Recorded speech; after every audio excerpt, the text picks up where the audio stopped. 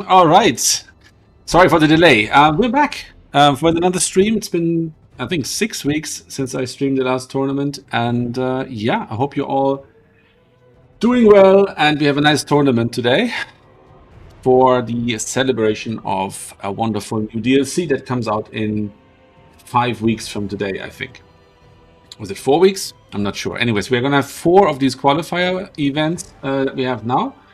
And then after that, we will hold a invitational 8-player single elimination tournament on the patch day for the big prize. There's going to be cash prize, and also the semifinalists are all going to get the DLC. So yeah, that's a wonderful thing. And before we start, I would like to let everyone know that on the side, I'm running a little fundraiser at the moment. Domination is going pretty well. I'm pretty happy with that all around. But there's room for growth, and I want to add 2v2 in a competitive format. I want to add conquest mode, and I also want to make a competitive format out of siege battles. And in order to do so, I need some outside help, some dev work. And in order to do that, I need some money. So I have set up a little fundraiser. And because of the wonderful generosity of this community, we're already almost half the way there. So that's just fantastic. Yes, that's the beauty of this community. And I want to launch the tournament now. I think everybody's already waiting to go live. Let me see. Here we have one person who isn't checked in, but I think that's just a matter of them not actually being available. And we can just check them in later if we have to. Okay, I'm going to launch, close registration, start tournament. Okay. And here we are. We have our first pairing. And in the first round, I'm playing Anderland. Okay, very good. Very good. Let's see. I'm going to set up a little lobby here and invite my good friend Anderland.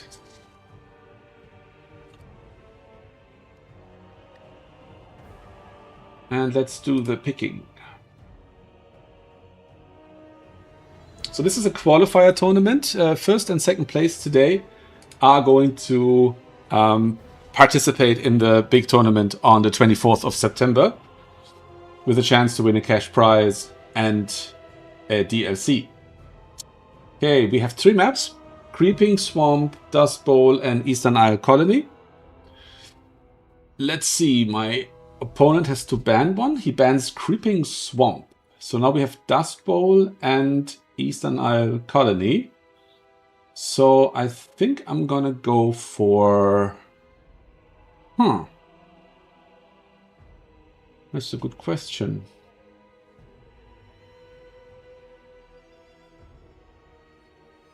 Depends on what I want to play. I'm gonna go Eastern Isle Colony. So let's see what matchup we get here.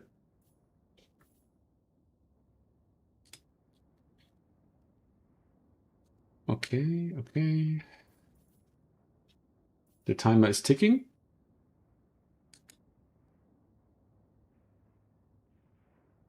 Everything seems to be running smoothly. So we have, okay, Wood Elves against Skaven.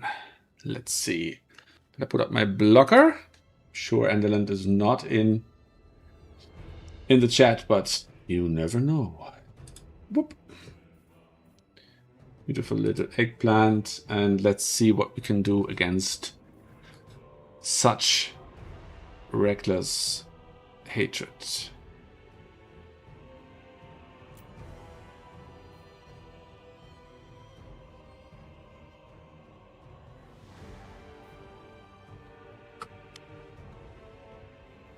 Okay.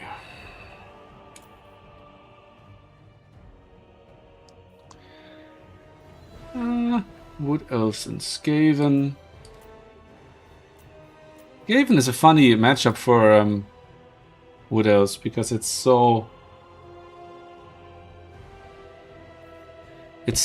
strongly inviting you to try and Lord Snipe that if you don't, you feel really stupid when it doesn't work out. So yeah, you almost have to do it, or have to try it. I will see. We will see. All right. What do I tweak? Okay, so this is Eastern Isle Colony. Now the map is correct. This might just be a good one.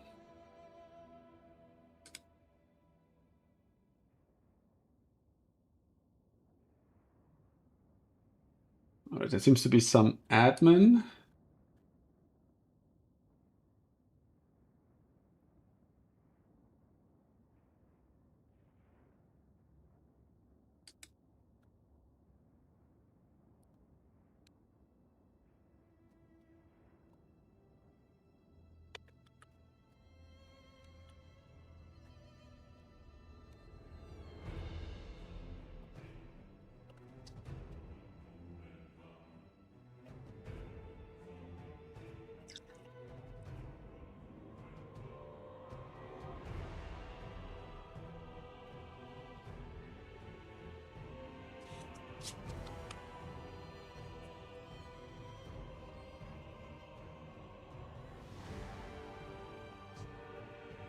Okay, one more instance of I cannot see the map images. What's going on from a UK user, because the UK government has banned Imgur from the UK.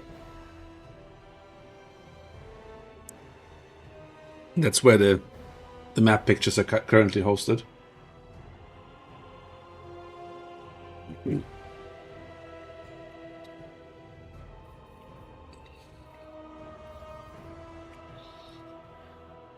Okay.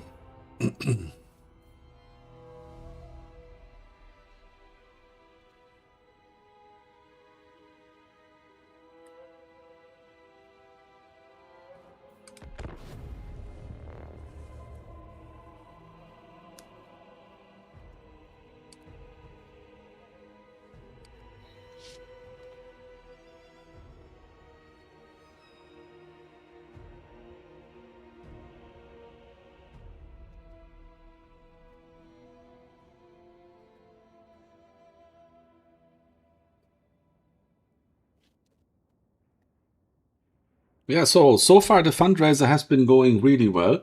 The goal is 500 euros, and we're already at, I think, 220, something like that. So that's great.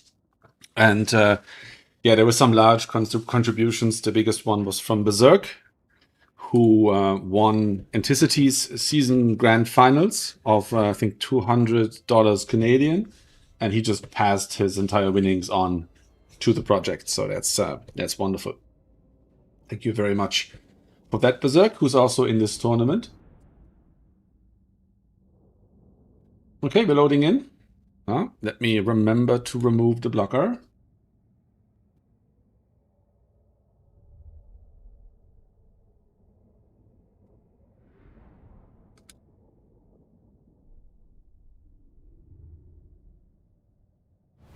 Oh, here we go.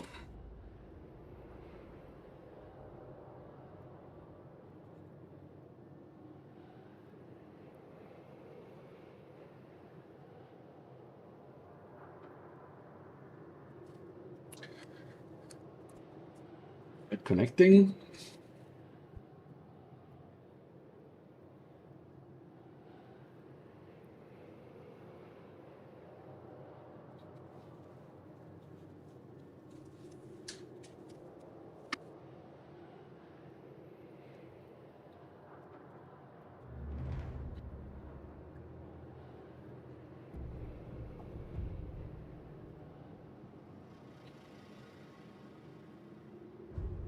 Any moment now. Who's here, guys? Are you playing the tournament or just hanging out on stream?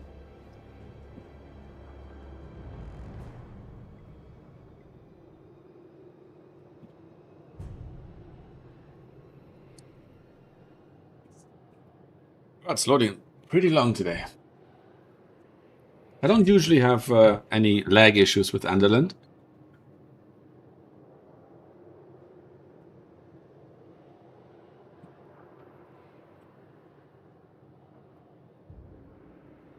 There we are. We're loading in. Perfect. Okay. 1, 4, 5. These guys get that. And group 2. Let's just drag them out here. Oh, hello! Hello, Troya Icarus. Nice to see you. I haven't seen you in a while, I think. Huh. Maybe some shenanigans, maybe. Some sneaky, maybe. Oh, why not? Why not? Maybe it doesn't backfire. Who knows?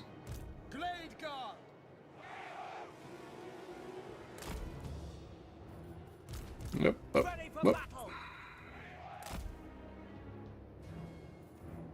These two guys come over here. And I think my opponent is ready. Yes, good luck, have fun. And here we go.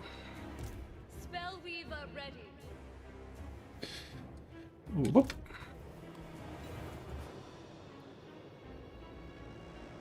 Come on.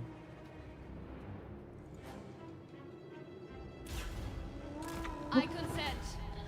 Ooh, what is this? Massive shenanigans. Silent sentinel. I see nothing. Oh yeah, you must have mass stealth stuff. That is very cool. Okay, yeah, definitely stealth stuff.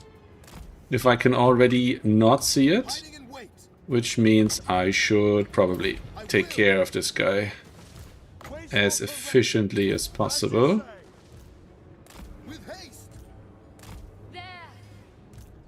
And I'm probably gonna have to send someone up there to make sure that my guys can see something. Yeah, that's pretty nice to have the Waystalkers scouting there. Okay, you can move up a little bit here. Hopefully don't expose myself. And oh, look at that. That was a very nicely dodged there. And he brought in the artillery after. Very good. Alright, alright, alright. This is going well. Okay. Get these guys in. I like this. This is a good build. It's a good build from him.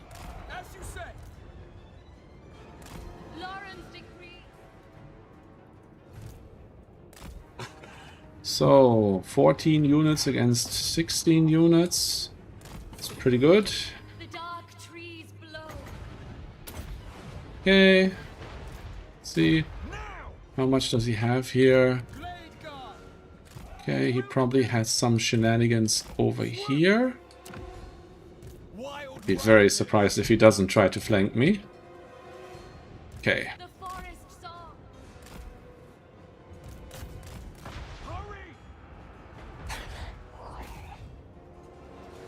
Okay, don't need to attack there.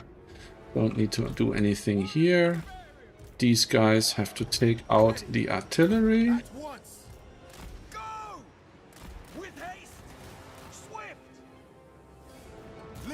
And one can go there. Okay. Yeah, and it's extremely valuable to actually get these guys here to just create visibility of yeah, it looks like he hasn't actually tried to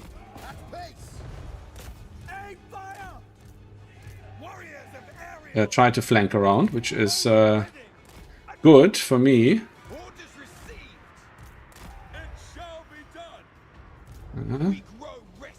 Death Runners, okay, I like that. Did I recommend to do this? Seems familiar. Okay, I got them off here. These guys.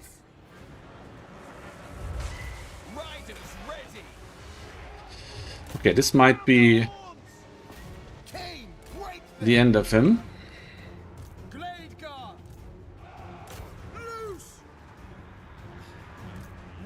If I get his lord here, that's probably it. Okay, these guys. Might get his lord here.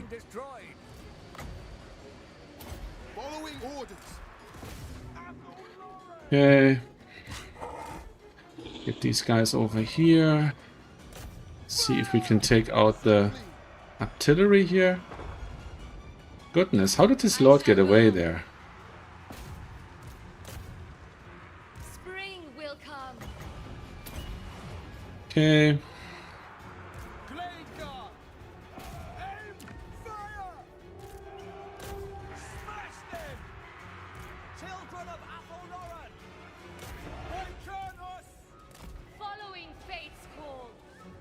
Okay, that was his lord. And hopefully it's enough, because I'm not doing so hot over here. Hey, they came back.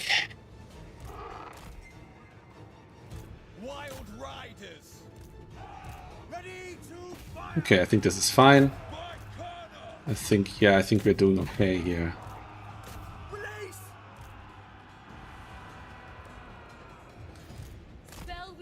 Yeah, I think we got this. Okay. Go back a little bit.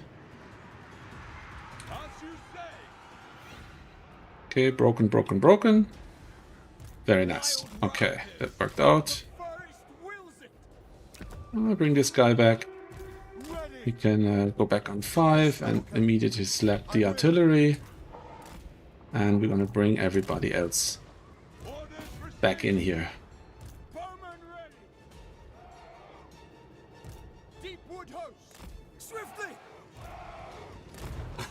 I'm just gonna leave these guys here for a moment to cap the point. I think that's fine. Okay, there's the Arrows of Cornus. Didn't do that well. Oh, the Lord is back. That's cool. Alright, should have the triple cap in a moment. Have enough wins. Have enough resources for 2 guys. Okay. They come here. They can come here. And that's it. Okay, nice.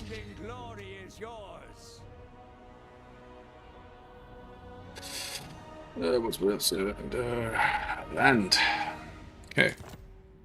GG to my opponent. It's a cursed matchup for Skaven. It's really rough. The fact that Doombolt just deletes the Lord as it does, it didn't even get any value here. I wonder if he did an empty Grey Seal, because that's something I considered doing.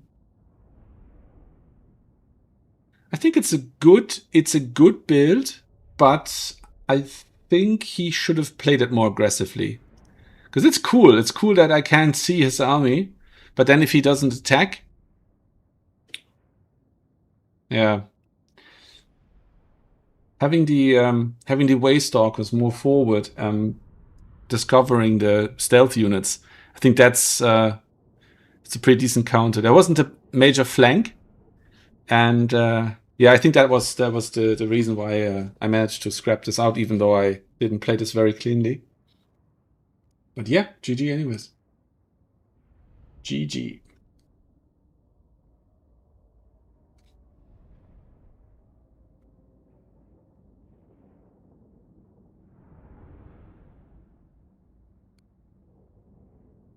Oh, okay. Now I'm playing another Skaven player.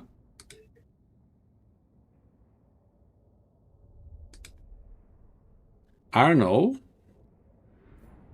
who is very good on Skaven. Very good. To the point where he, I think, can't even can't even play intermediate tournaments on Skaven. Value was pretty decent.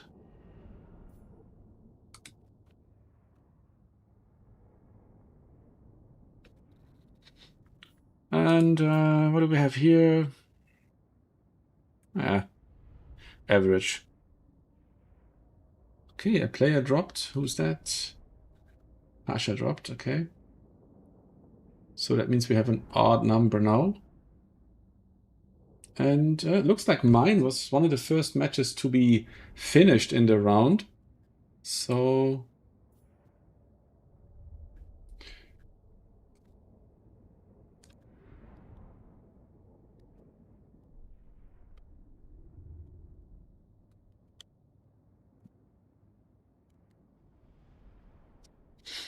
Okay.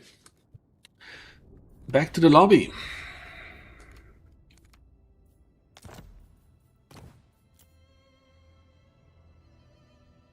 What's this? Another message. Late join request. Perfect. So somebody is directly taking the spot. Perfect. And admit.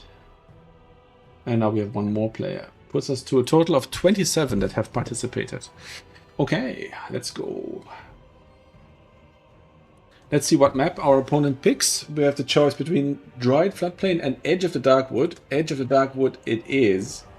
And yeah, I mean, he's almost 100% gonna play Skaven, I think. He has picked. Let's see what I can do with what else. Yeah, Skaven it is. And the map is Edge of the Darkwood. I actually don't like that map very much. But it's fine. It's fine.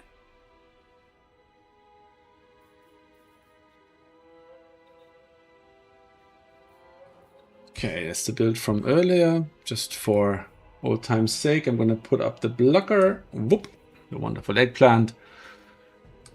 And let's see. What do I tweak?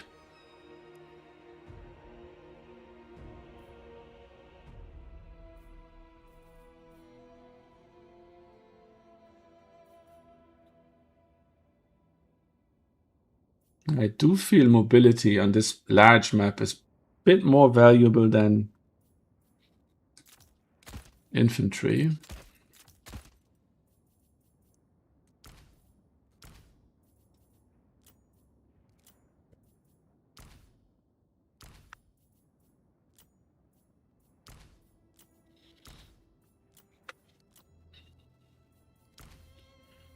Okay.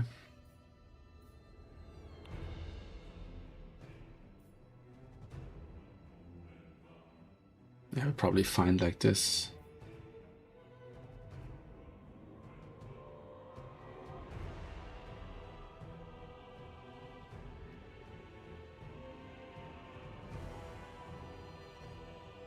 No idea what build to expect here.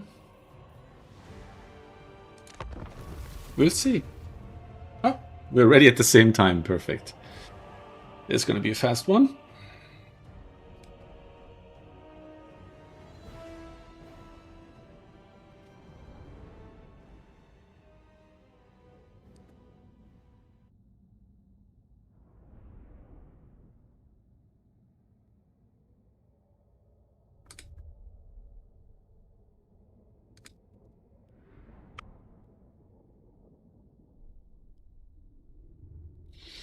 Okay. I have my opponent apologizing for playing Skaven. It's pretty cool. I don't think anyone minds playing against Skaven. There are some factions that are much stronger contenders for that.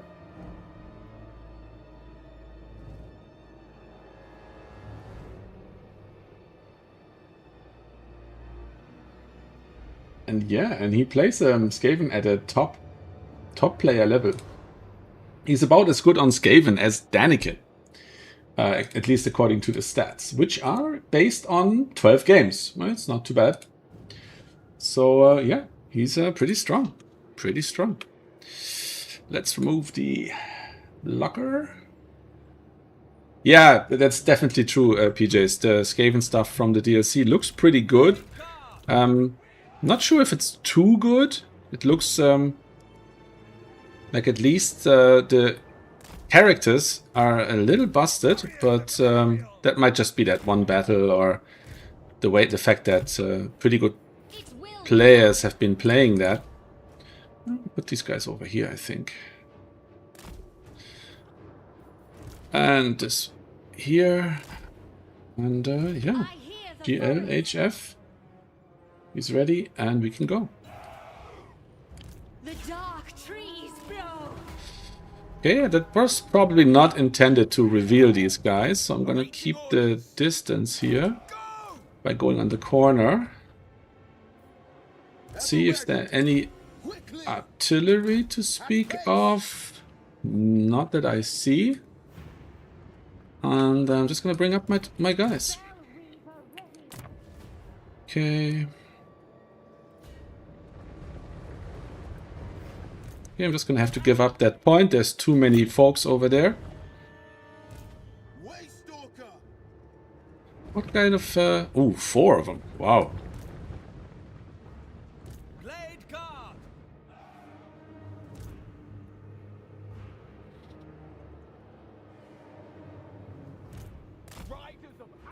I wonder if I can defeat them with mass mobility.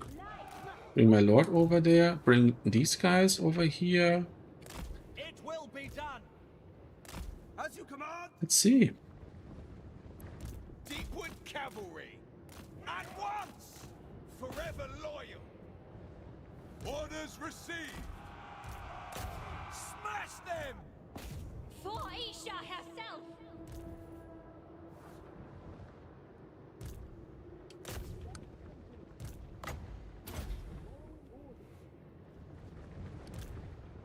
Ride, sons of Kurnos!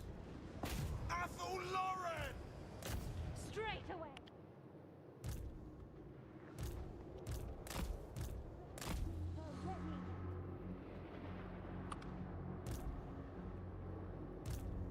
At once! We accept!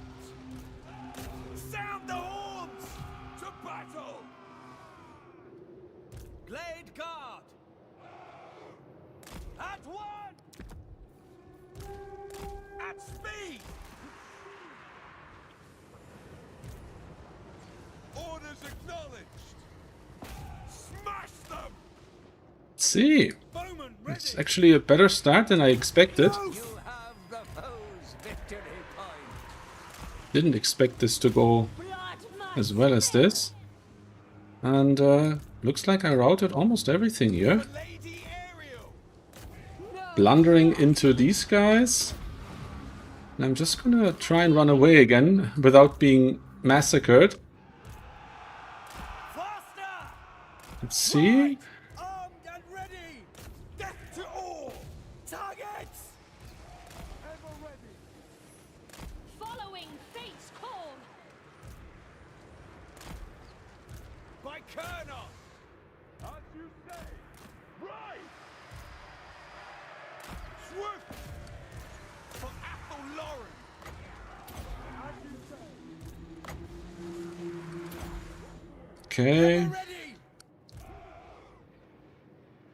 Think Wild Riders! Bowman ready! Attack! For the eternal realms! At speed! okay. Okay. Yes! Fire! I am needed there.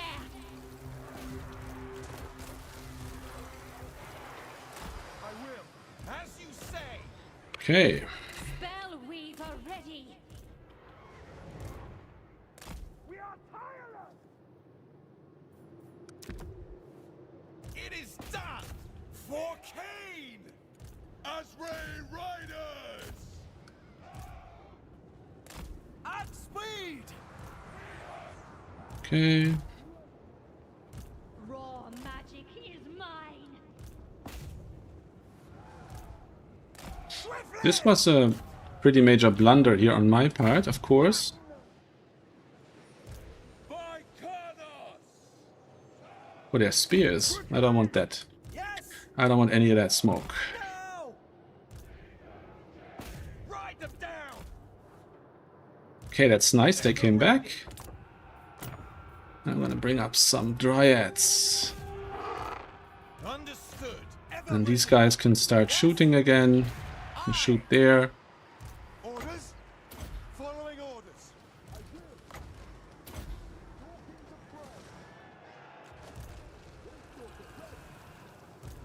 Forest Stalker. Okay, Children of Ethel Lauren. okay. Isha commands it.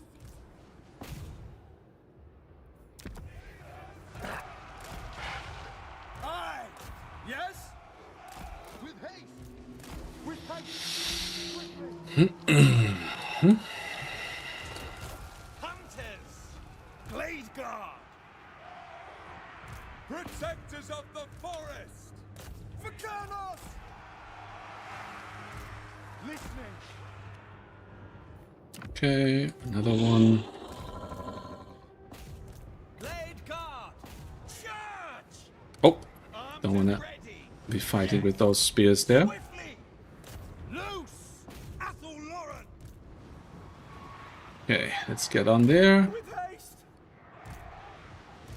Wild riders. To war. There. Orders received. If I get that spell off, I think I'm good. If I don't, I don't know. Shall go.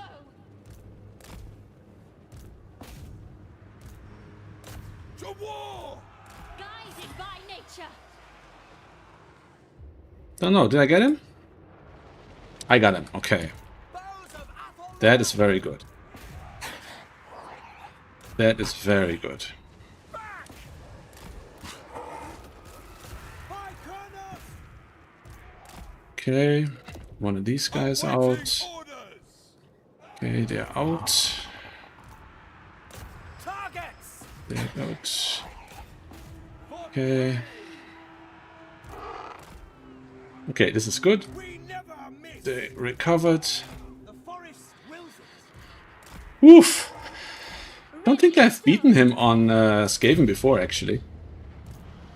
He's, yeah, I consider him very good on Skaven. He was being very humble there, but For Isha. Withdraw. he is actually very good on Skaven. Forever loyal. Now. End them. Spellweaver repositioning. I by no means think this is a done deal, but I don't know. His Lord is probably quite cheap, so bringing him back is certainly an option. I don't know how much he has there in the backfield to peel for his artillery. We'll find that out. Release. I'm gonna have to Guard. sooner or later Done. bring back fresh archers, Now. because I do need archers to take care of some of these things. That was annoying there. I got my calf caught. Okay, that's good. And okay, it was enough. Unending glory. Nice. Yours. I hope I don't have to play Skaven a third time.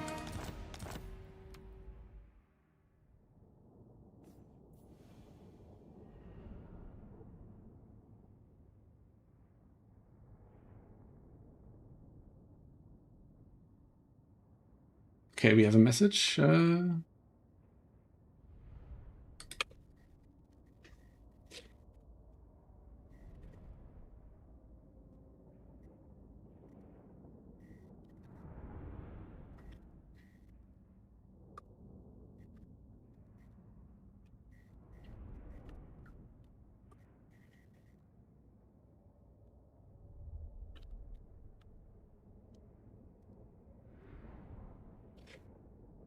Okay, let's see.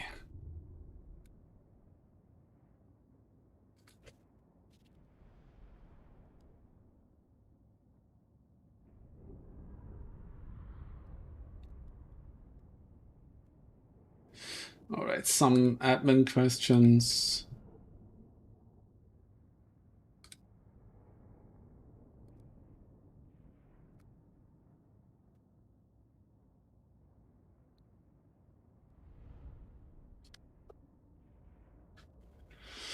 Okay, I need to admin a little bit. Let's see. Let's see.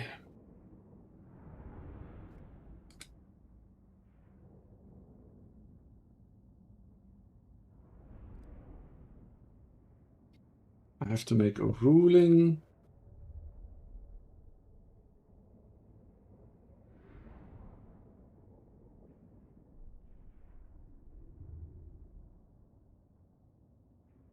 So let's see. These guys couldn't play.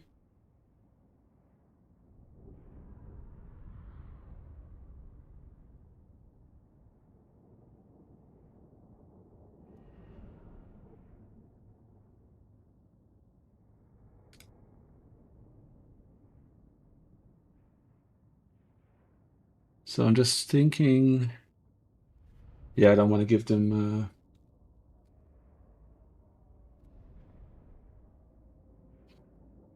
Okay.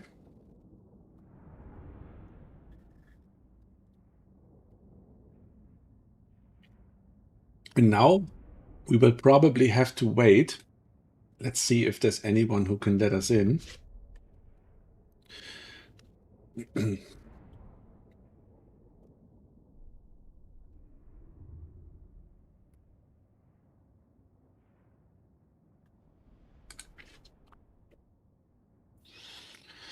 Just gonna ask real quick if somebody is still in lobby, because I was the first to finish first round and got paired with somebody who had a bye in the first round.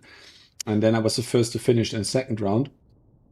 So there might be a fairly long wait now to the next match.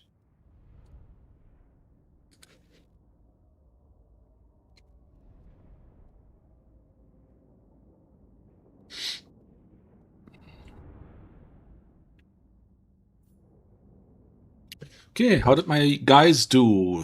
Oh, 1658. That's pretty good. Yeah, I got my calf caught quite a bit. I'm actually really surprised that that maneuver in the forest in the beginning, the flank, worked out so well. I guess the cav is better than basic night runners. That's good to know. It did feel risky when I did it, but it worked out really well.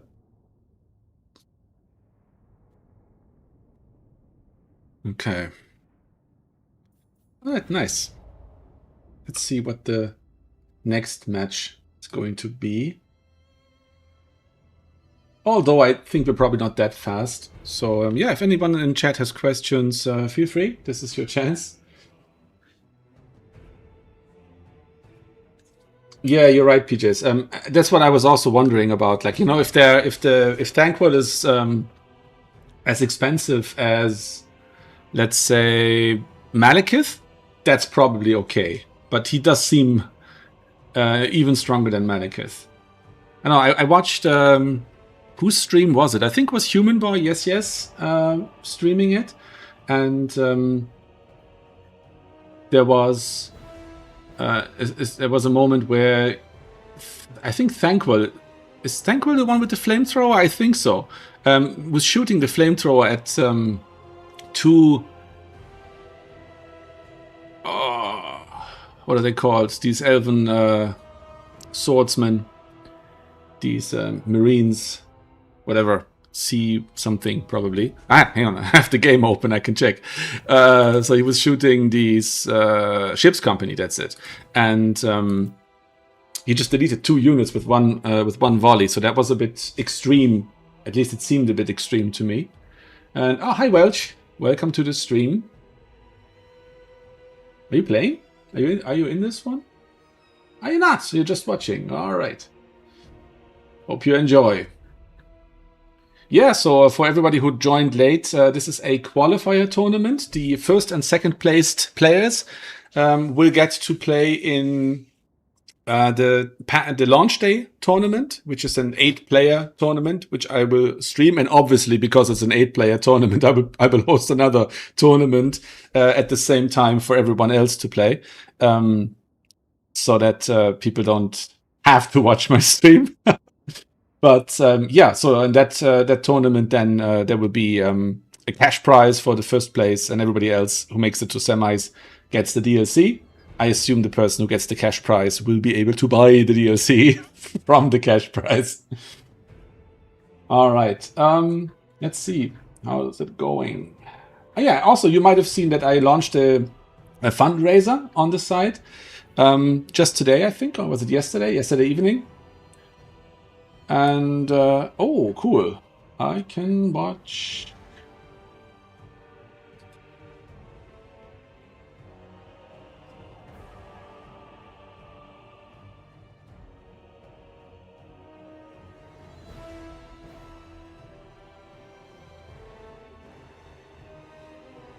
Okay, yeah, so I launched a Kickstarter yesterday. The response has been really good already, so I'm very happy about that. We've had very generous contributions, and and somebody else just donated Kane from Rad Clan as a bribe that I don't bring Max Gladeguard into his next match, and I will do my very best for that. Yeah, so that's wonderful. We are 46% there. So that's great. Almost halfway there for the goal. And what I'm going to do with this money is going to get some outside dev support so that we can build things a bit faster. And I hope that I can launch the next phase of Risotto's Arena for the DLC release day, actually.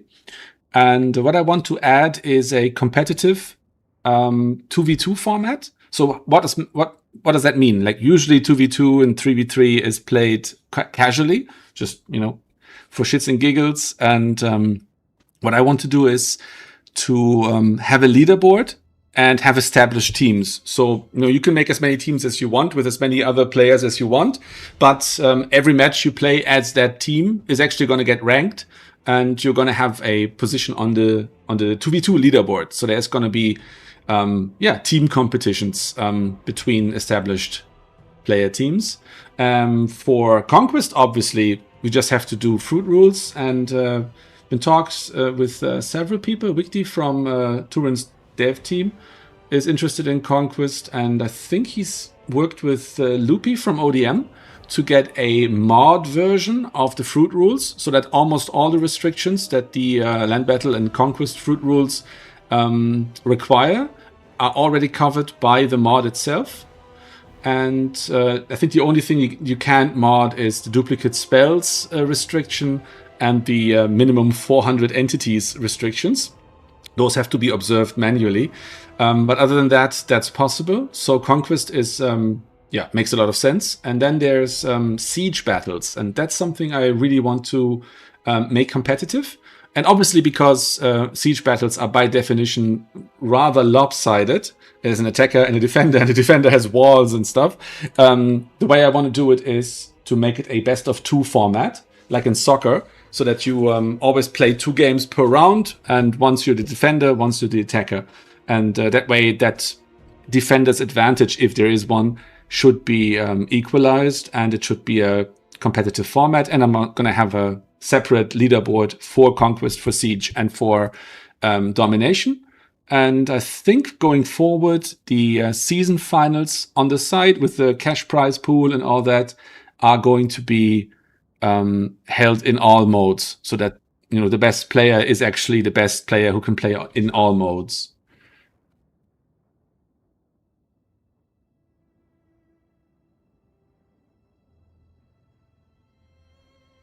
There is a guy in lobby. He left again. But thanks for pointing that out. All right. Sorry, what did you mean? Did you ask that question before I explained it, or is there an additional question? Just feel free to ask again. I'm still reading, Welch. Okay, what's going on here?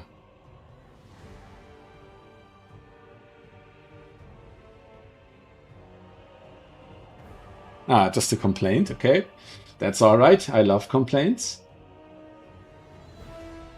And yeah, super, great. Getting a donation during the tournament is wonderful, and I hope, yeah, keep them coming, keep them coming. Would be lovely if we make it over 50%. I want to point out some of the larger contributions. So Berserk from VM Clan has donated 200 Canadian dollars to the project. Clearly he wants Conquest to happen. So thank you very much for that. And I also got a fairly large contribution from Godrek Starbreaker, the Woven Land Battle aficionado, and he gave 50 euros to the project. So yeah, thank you very much for that as well. It's going to go to a very good use. Okay, let me see how far we are along with round 3. Okay, so all the top players are already done.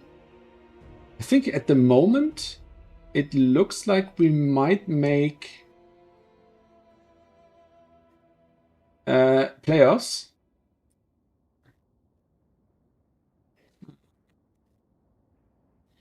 How much do we lose? If we win 3... so the way this works, because people have asked me today, we have joint playoffs for the tournament. And if you're not in the top division, then you lose some Swiss points, because obviously winning 3 times against other top players is harder than winning 3 times against other intermediate players. So if you're in a lower division, you lose 0.2 Swiss points per round of the tournament. So in this case, that's 3 tournaments, that's 0.6. And per division. I'm playing in the intermediate division, so that's 2 divisions. So I lose 1.2 Swiss points. So if I have 3, I effectively have 1.8. So that means if there's fewer than 8 people with 2 wins, I can make it into the playoffs.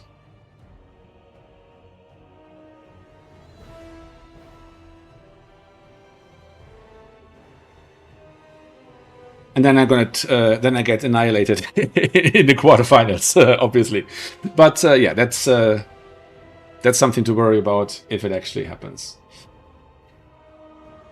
Yeah, exactly. Yeah, the stats are going to be exactly the same, Welch, for the 2v2s. So it's just going to treat the team as a player, and the team gets stats for what faction combos they're good at and how good they are overall. So yeah, there's going to be all those calculations that are currently taking place on a player basis.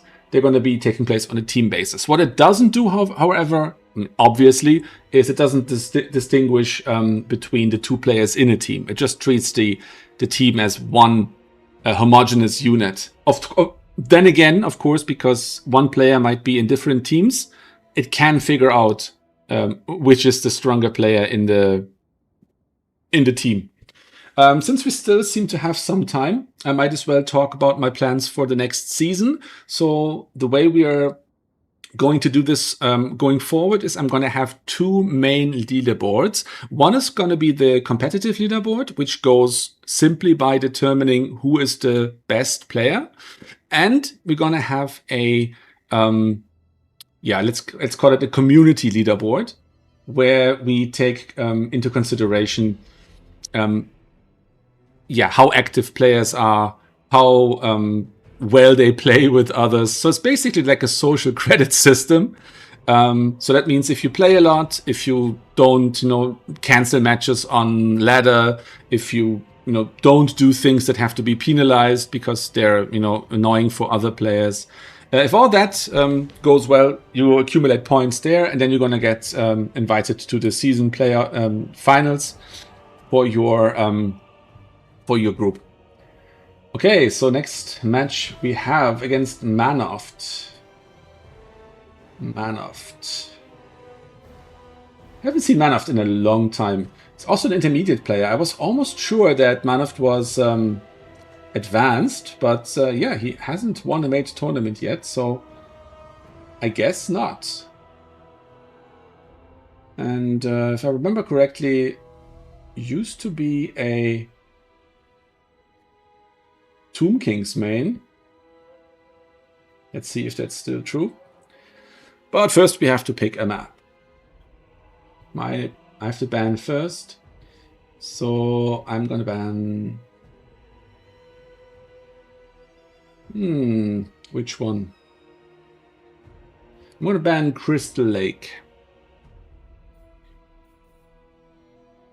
Yeah, if I lose one battle, it's pretty much impossible to make playoffs, which is fine. I'm more than happy to stream and just cast the matches in the playoffs.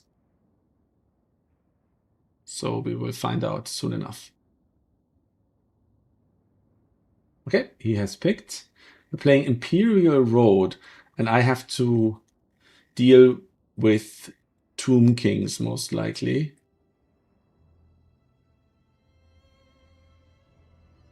I'm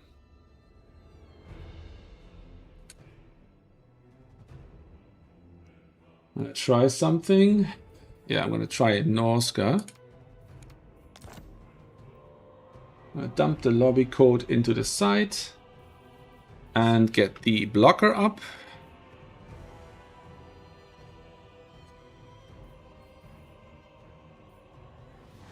Oh yes, Welch. Oh yes. It is your favorite faction.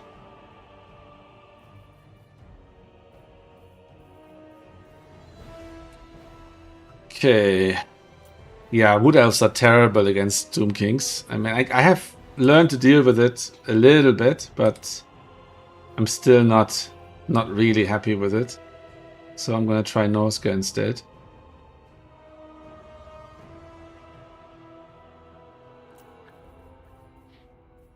I wouldn't call Norska favored.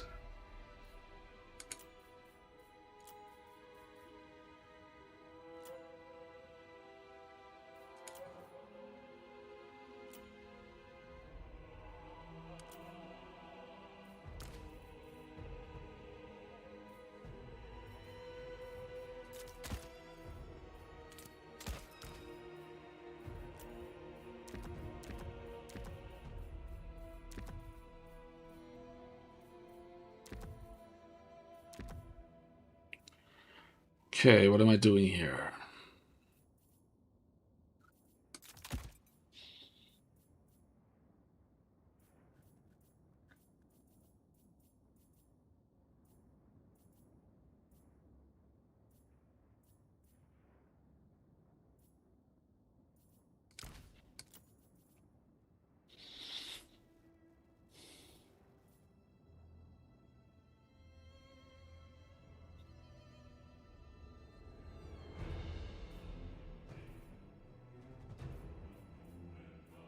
Let's see, maybe I can do this.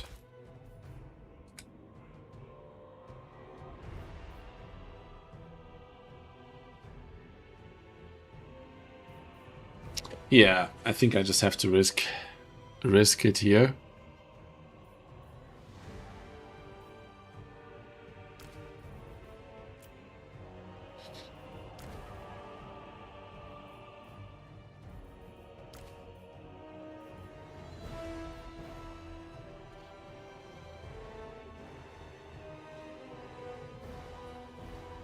Tomb Kings is a pretty strong faction right now, I think. It's been underrated for a long time, and people kind of disregard them a little bit because they haven't been buffed in a while. Have I? I don't think it's gotten one-sided yet, has it?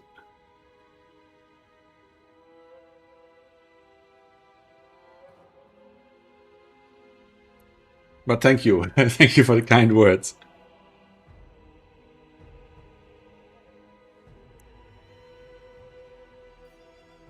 Yeah, the Tomb Kings definitely have some fantastic lords. They have good options too. Etc. being a crazy tank. Khatep being really good as a caster and with the bound Sandstorm. And Khalida is also really good. So yeah, lots of options. Yeah, and here I go depriving myself of Doombolt for this one. But yeah, we shall see. We shall see. If I play this tactically more or less sound, I should be okay.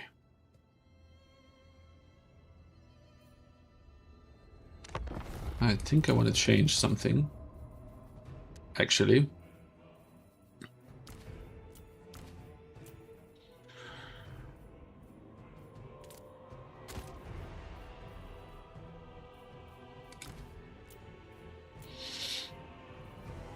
Okay, let's try that.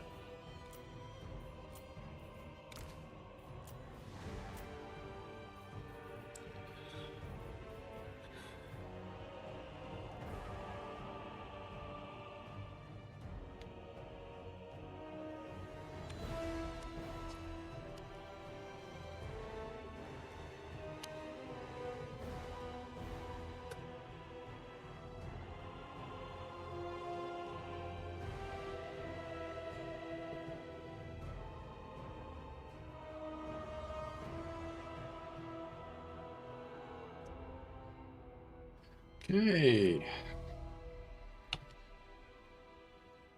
Let's go. Okay, no idea if this is gonna work.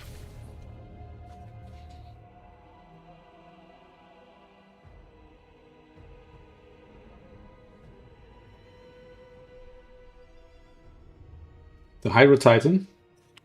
Yeah, I'm wondering if I'm going to see that guy.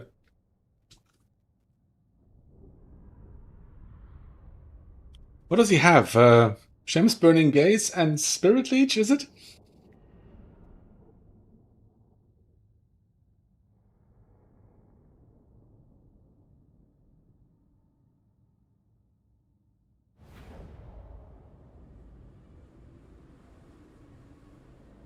All right. Oh, okay. Yeah, see, I'm not even up to date on that stuff. Okay. These guys. Them in group 7. These guys go in group 2. They're so squishy. It's so tricky for me to keep them alive. Very, very, very, very difficult for me. But yeah, we will see if this works out.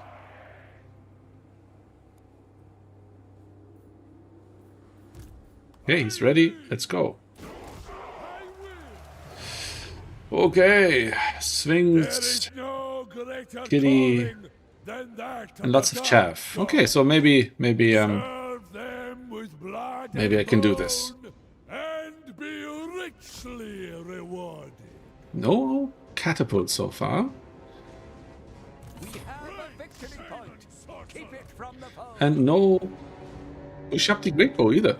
Wow. I know the way. Interesting. So who's this? Seal of the north. Forward. Going. Ooh, that kitty is not gonna... It's not gonna be messing around, I'd say.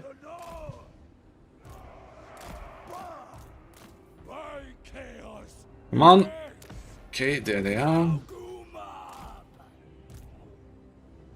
A late join request. That might be a bit too late, but I'm gonna let them in anyways.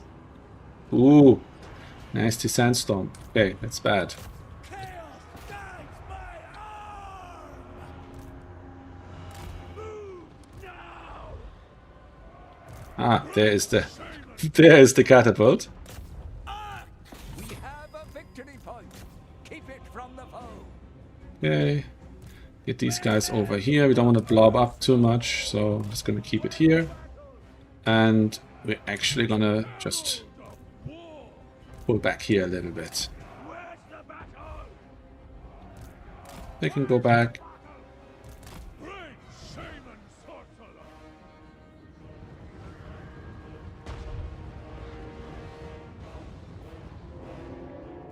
Advance.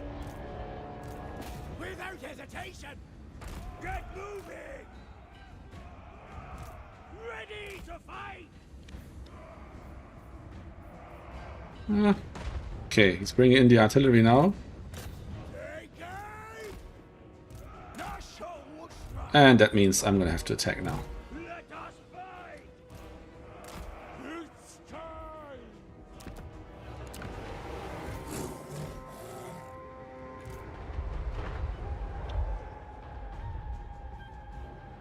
Marauder javelins! Great shaman sorcerer!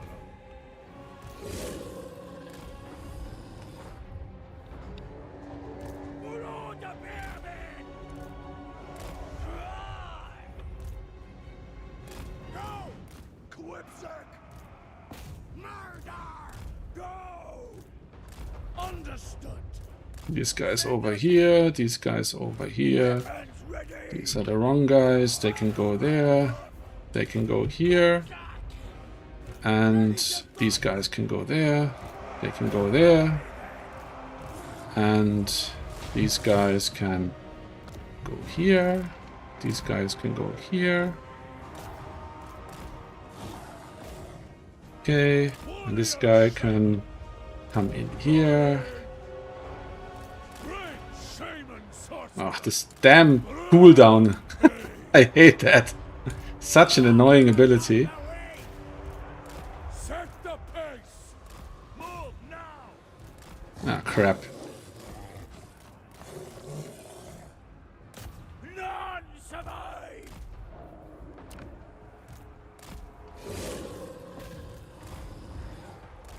For the dark gods! Bearmen of Urslow!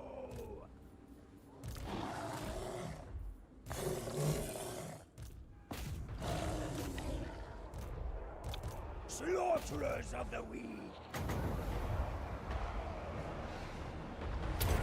Foul energies!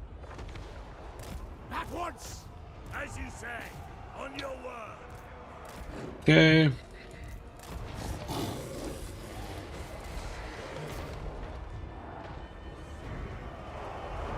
Berserkers! Roughcar!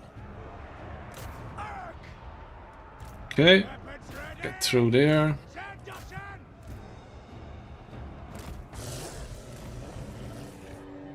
Over there! These guys can come in here.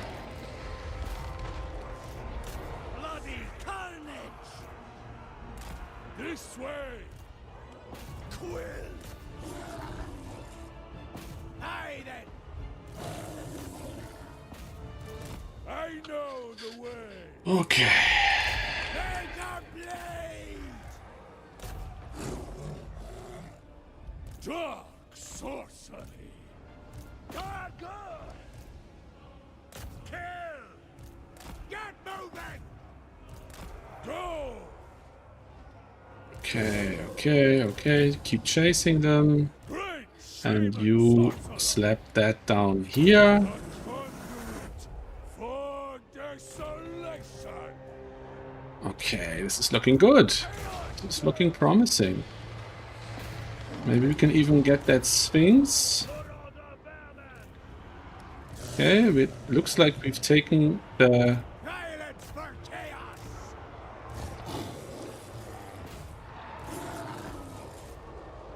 Of course! Okay, take that guy out of commission. Another skin wolf. And yeah, looks like we might get this. Akash! As you say, You got the...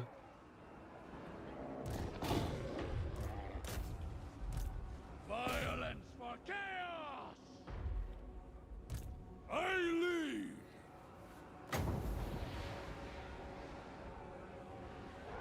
Suffer! Get running! Bearman of Urslow! Carcasing!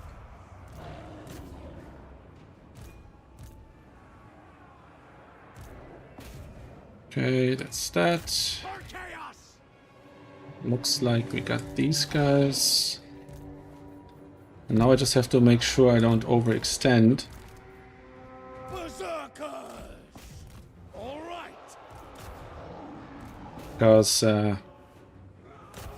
that way I can absolutely still lose this. Seal of the North. Marauder javelins.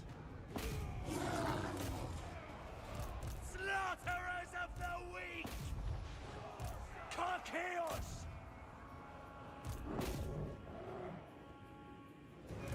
Thirsty for blood.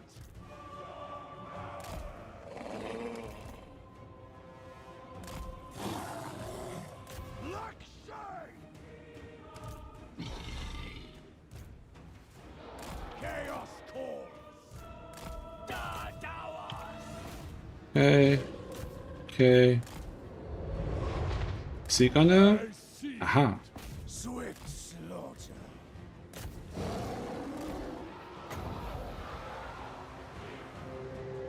What's happening here? What am I waiting for? Ah, here. Let's try that. Savage servants. Herald of war.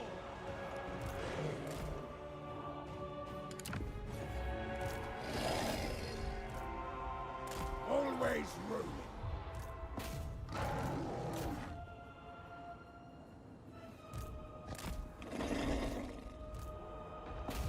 Touched by chaos. Forsaken! Raka!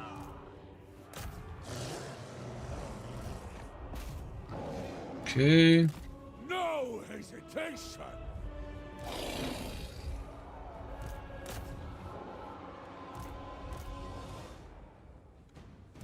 Great Shaman Torch! Without hesitation! I have to get some heavier stuff back in. Because this is not going to last forever. And that that necrotect is going to become a problem at some point. And still very much lose this. So he's on foot, right? Is he? Yes. Okay. So he is anti-infantry, so attacking him with these guys should be good. This is good. This should be good. This should be good. Warrior Shaman! Without hesitation! Okay, it's gonna get closer than it should have been. Surely.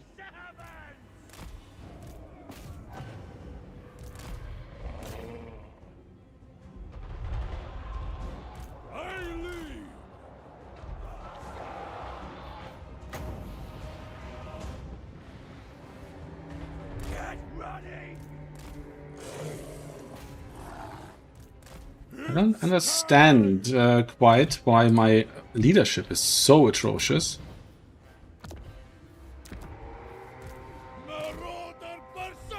I guess I have a ton of units that I almost killed, but not quite.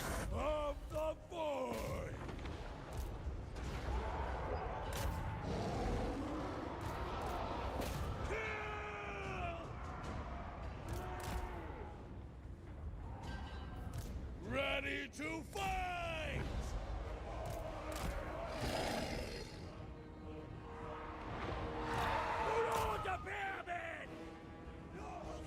Great Shaman Sorcerer!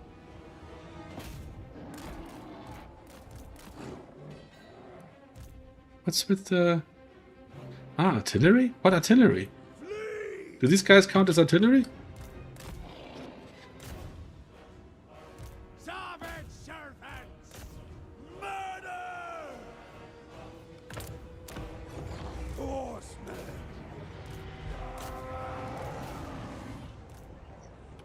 No mercy!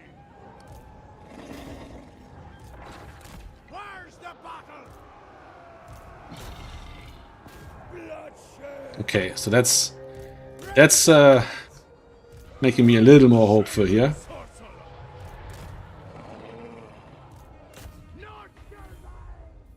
At least someone is still fighting here.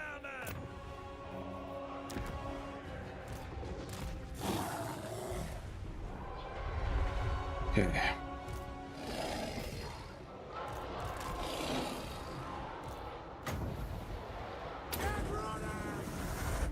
Slaughterers of the weak!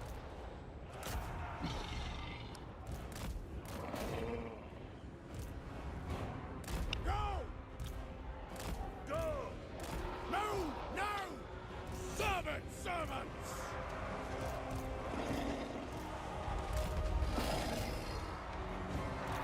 Okay, I hope I haven't miscounted and I'm actually gonna win on. Shaman sorcerer!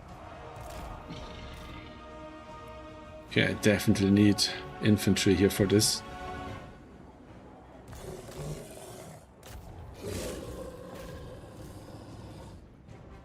I knew it. Woof! An Close one. I was Yours! not sure this was going to be a win. Oof.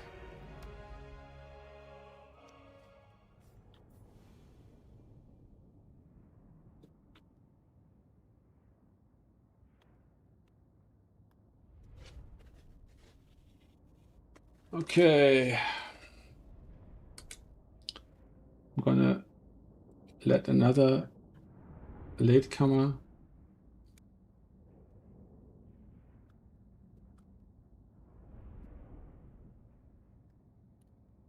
All right, that was a good match. What's the value? 900. Yeah, the spellcasting wasn't amazing. I think if he had tried a little bit to kill my lord, he probably would have done really well with that.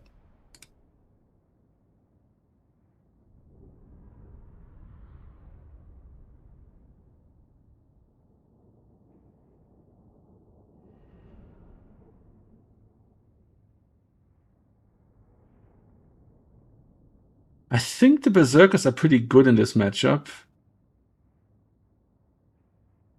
Yeah, they did all right. How did the Femir do? Okay, these guys are 200 short of making their value. These guys, look at that. They're 550. Jesus. They paid for them 3 times over and 2 times over. And these guys, they didn't quite pay for themselves. These guys neither. And the dogs did okay.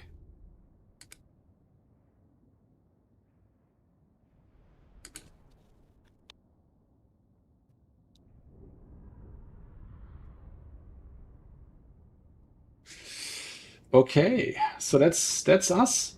That's us for this one. And now we have to wait how the playoffs pan out. So he had Khateb, third. Oh, lead, very good. I don't know if that's even still a meme, but it was when I was in school, like 100,000 years ago. Great value on the 2 kitties. I think this is not considered a kitty, I guess, but decent. And this guy is such a problem for me. Like I couldn't. I felt like I had no tools, but I'm probably giving him too much credit. I'm too afraid of him. Just sticking him in a unit of Bearmen is probably the best thing I can do against that guy. Or probably Ice Wolves. I don't know. That thing paid for itself despite me getting the jump on it relatively quickly. These guys, they really cooked. Very good. Yeah, great game. I enjoyed that. So let's see how many games are still being played. 1, 2, only 3. Okay, only 3. That's not too bad.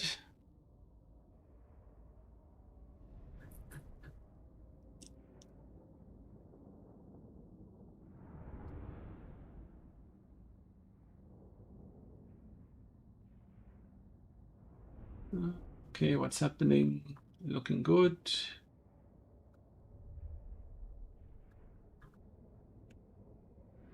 Gotta message someone real quick.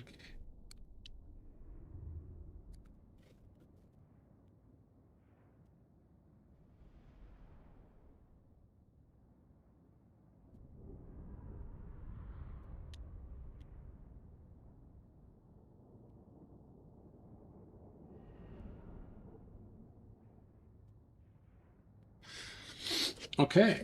Yeah, we had a late joiner, but they didn't get a match.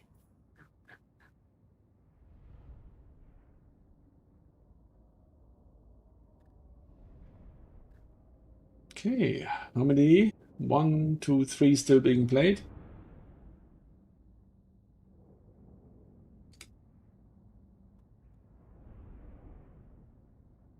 Yeah, it's really nice. The way that I've set it up, this format is so fast.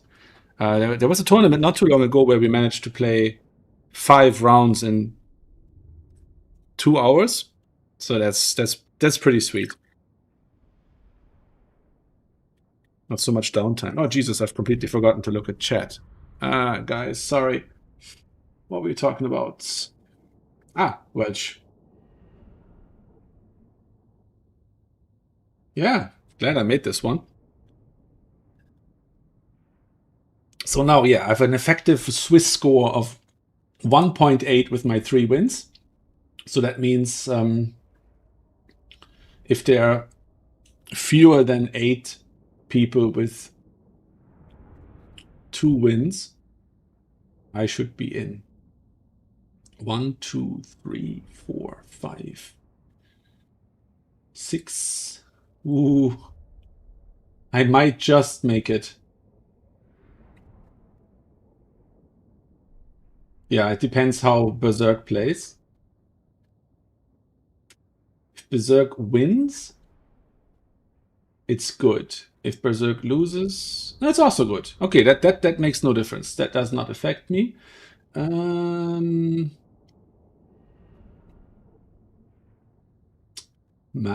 Can Manlom make it?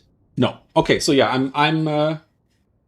I'm pretty sure I'm gonna squeak in on the 8th out of 8 places. So there's Chosen, von Karstein, Bostos, and Ziblon. That makes 4. Daniken makes 5. Berserk makes 6. And then Razak and Azek only have 1.5 because they had a draw. So, yeah. And nobody else can still get it to 2. In the advanced division, there's only 1 player with points.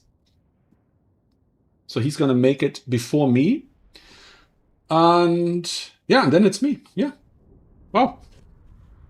Just about. Just about.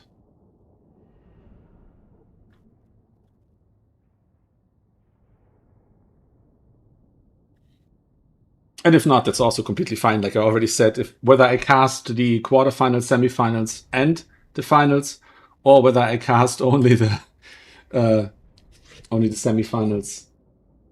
Okay, Renataki, thanks. Are you watching?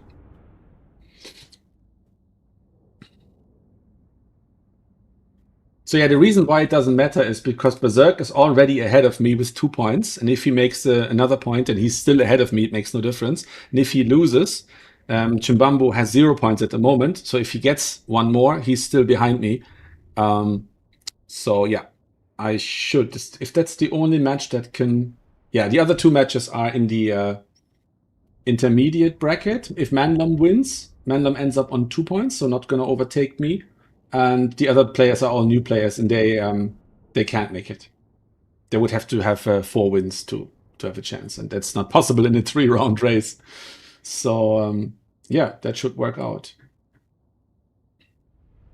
Chimbambo must have been memeing today, going 0 for 3. Okay, did we make it? No, I didn't make it. Ah, did I get pulled into the other seed, or what happened here?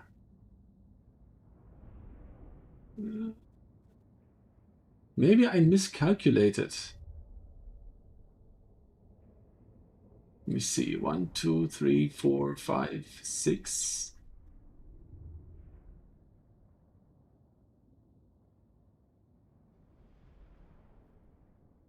Maybe I miscalculated. Let me think. I have 3 rounds. That's 0.6 points.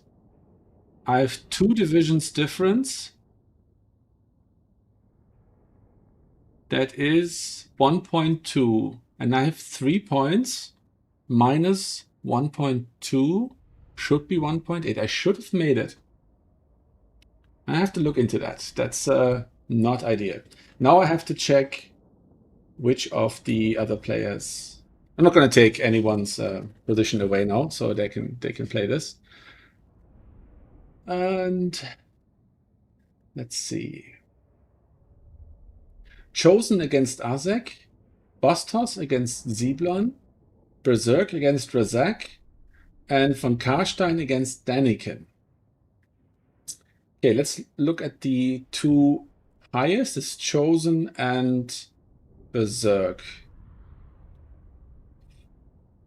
I'm gonna ask, but I'm not gonna ask Razak.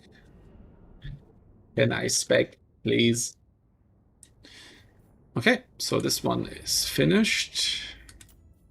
Didn't make semis due to a technicality.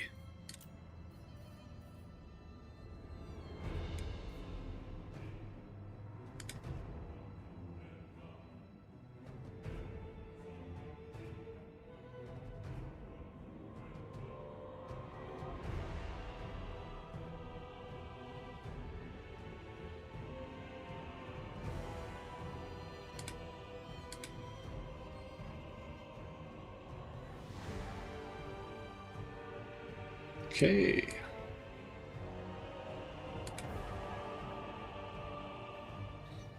Okay.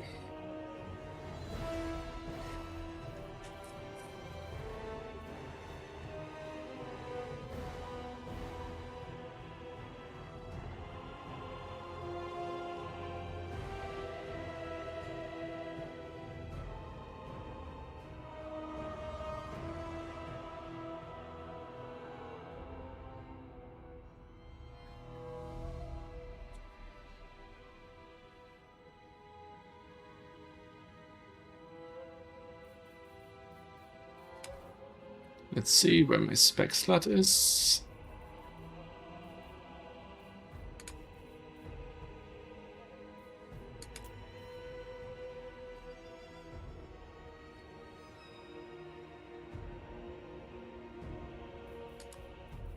Yeah, I assume it counted the draw between Azek and Razak as a win for both. And that's why they got in.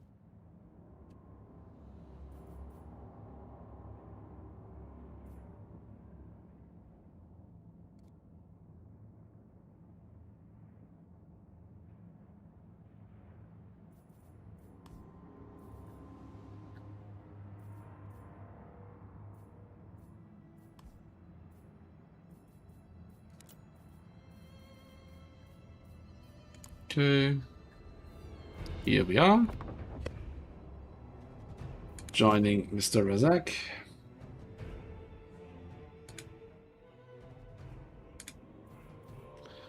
And let's put the locker on. Okay. We are in the quarterfinals of this qualifier tournament. The winner and the second place of this tournament qualify for the launch day tournament, the grand final, which is a 8-player single elimination best of 3 tournament. So 3 rounds of up to 3 matches. It's going to be a long one. And I will stream that as well.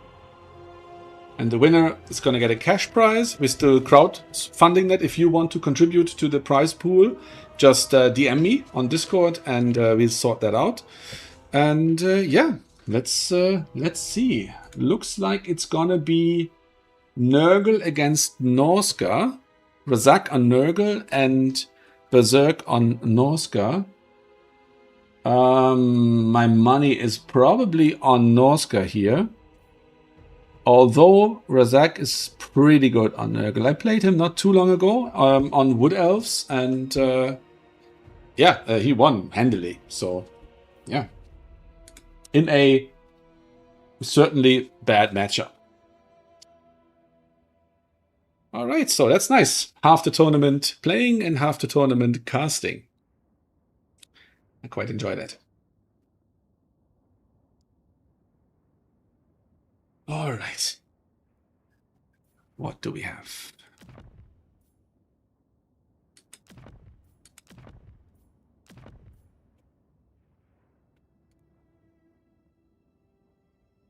Oh, I should have watched Chosen against Asak because they're playing a Slanesh mirror match. Disgusting.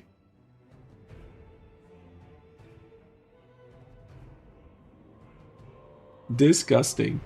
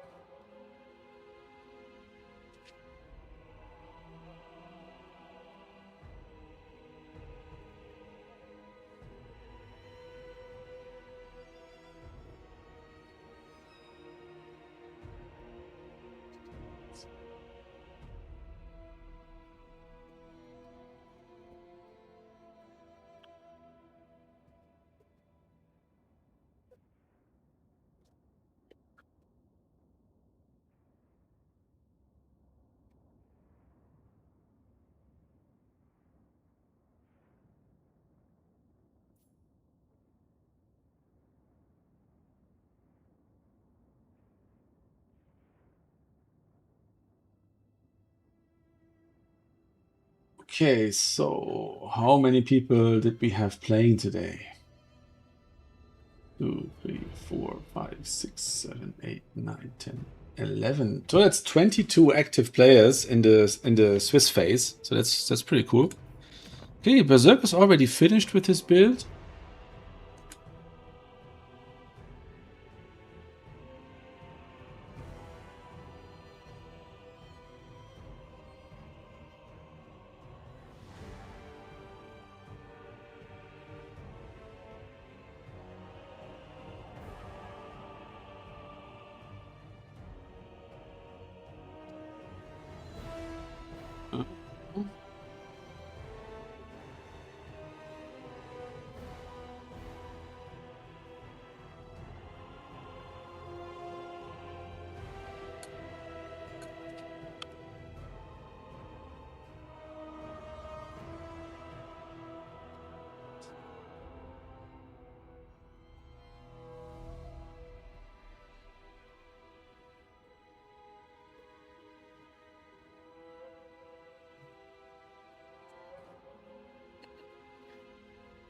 Okay, Berserk is starting to change his build again.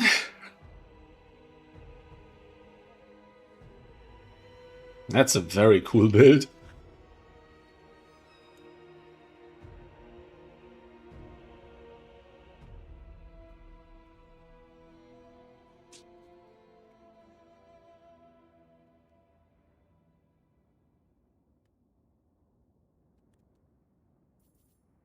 Oh, they stopped loading. Probably the wrong map. Let me check what map they're supposed to play.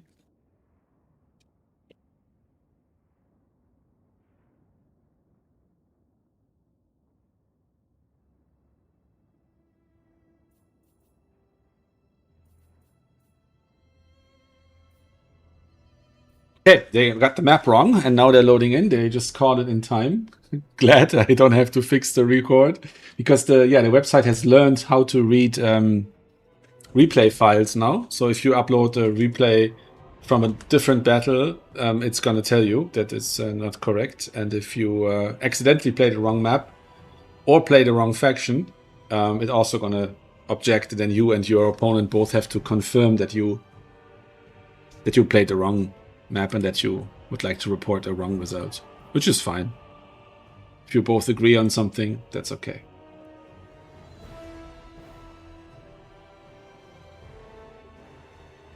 I mean, if people, if there's two players and they just generally agree that they always want to play on Dust Bowl, more power to them. Let them. Okay, we're loading in. I'm gonna remove the blocker, and we're gonna see the massive shenanigans that are gonna take place here.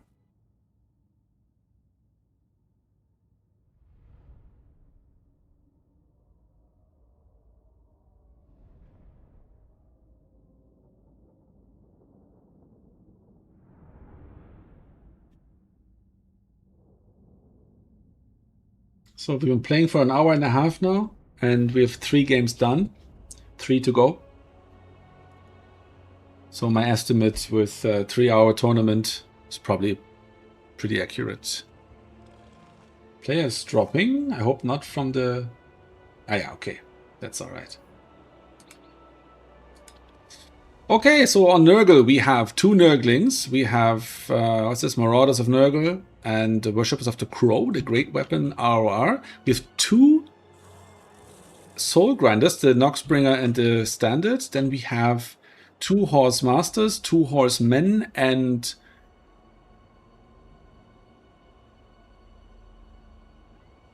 the Marauder Horsemen, the Riders of the Mighty Serpent. We have a Mammoth. It's a War Shrine Mammoth. 1 Norscan Ice Wolf, and the Marauder Chieftain also on a Mammoth. So that's pretty cool, especially considering there is no major shooting here. Although there might, of course, be Angels of Decay in the reinforcements. Let's see if this hits. Nope. Dodged in the last second. Very, very smooth.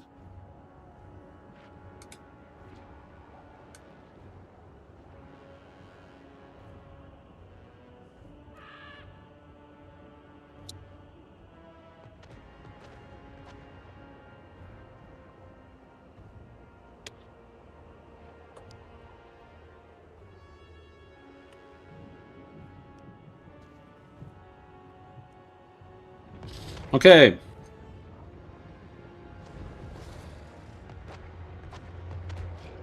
Oh, what's this? Kugath.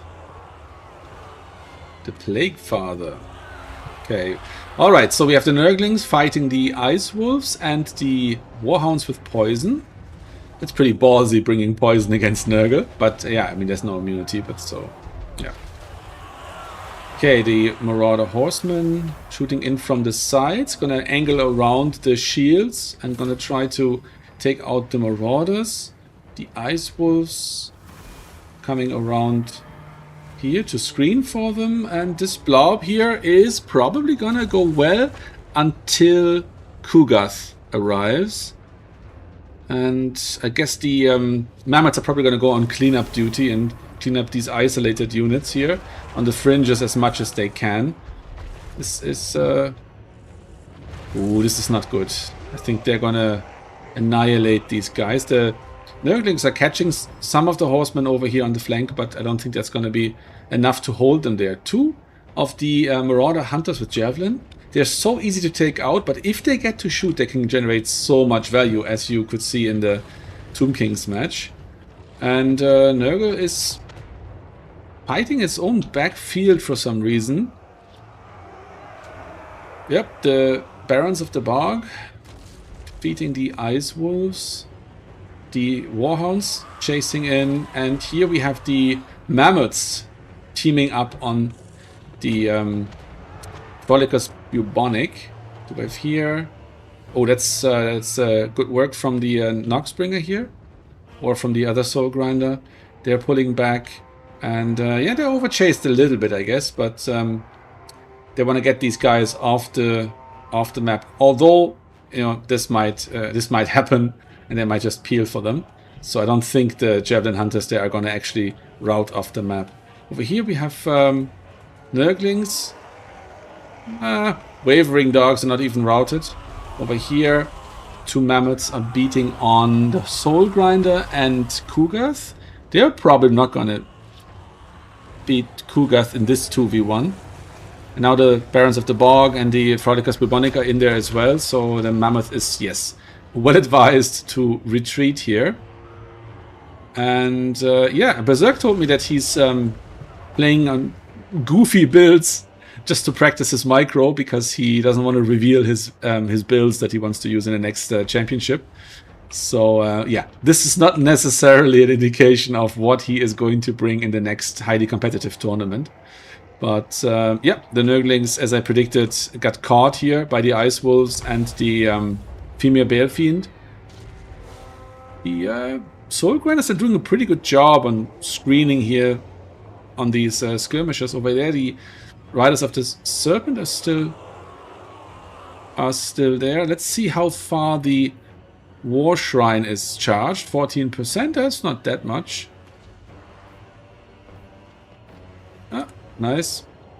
Half health on the Mammoth and almost full health on the Lord. There's nothing anti-large here, so that's not too scary. Okay, Norsca got the middle point. Wrested it from Nurgle's diseased paws. Over here, Nurgle is going to get this point.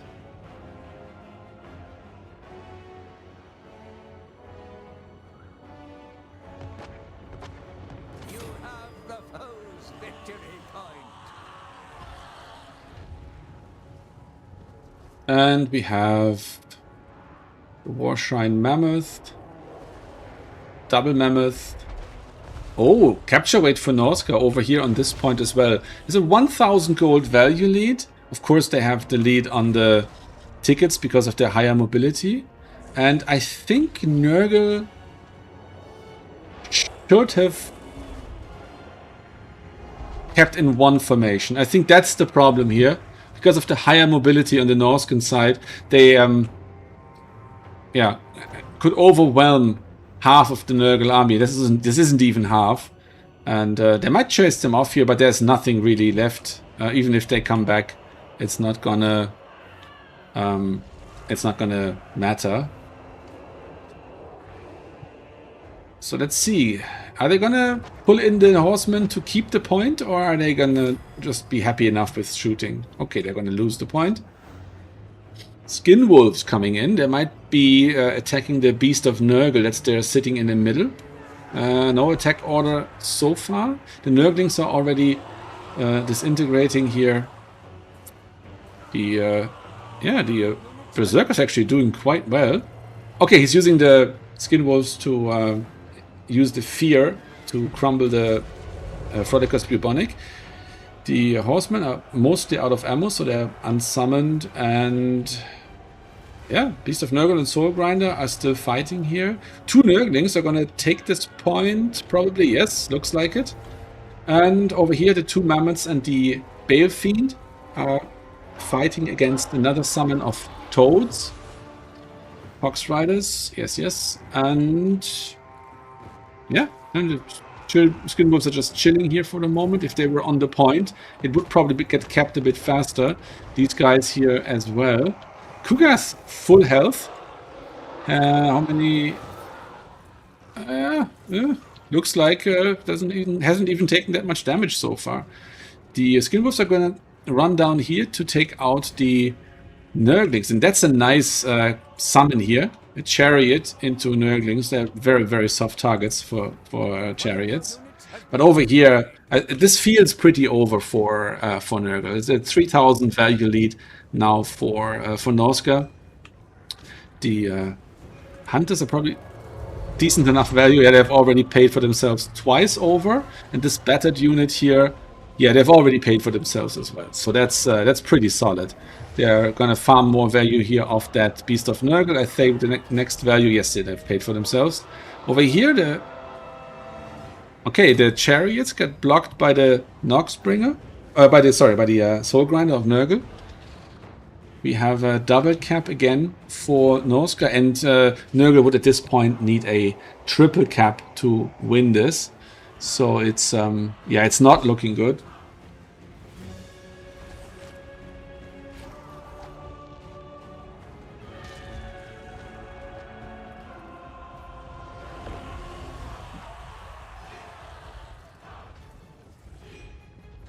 Okay.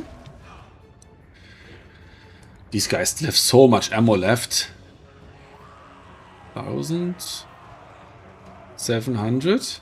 Did I look at the wrong unit earlier? I could swear they were already over 1,000. Must have been some other unit. Oh yeah, must have been the Bale Fiend. Okay, over here we almost get a triple cap now for Norse guys. More Berserkers rolling in. And more horsemen coming in. It's probably horse masters. No, just ordinary horsemen. Triple capped. And it looks like this is the end of the journey for Mr. Razak. We have a, remaining just shy of 3,000 gold value lead. The Mammoth might get killed here, but yeah, it's too little too late. The World Walkers are taking this one. So GG to both combatants. Berserk taking the win. And I'm going to take a quick look at the admin here.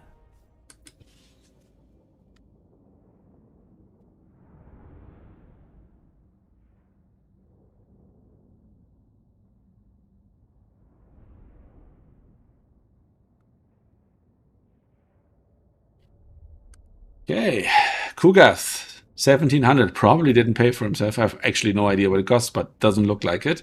Noxbringer and the other Soul Grinder did alright. Didn't pay for themselves, I think.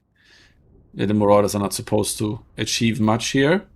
The Beast of Nurgle, how did it do? No, that did absolutely nothing. The Bile Trolls weren't summoned. The Pox Riders didn't do very well. Cultists didn't come in. These guys paid for themselves if they were summoned only once. And the Barons of the Bog, I think they're more than 950. They didn't do so well. The dogs didn't do well either. Okay, the Mammoth and the other Mammoth, they didn't do much. I guess this was all on the back of the Horsemen, was it? Yeah, the Horse Masters did well. The Riders of the Mighty Serpent did well. And what about the reinforcements? Shadowcaster, 1200. The Berserkers, they were farming quite well. These two guys here, paying for themselves. And yeah, GG's. Back to the lobby. Congratulate our players.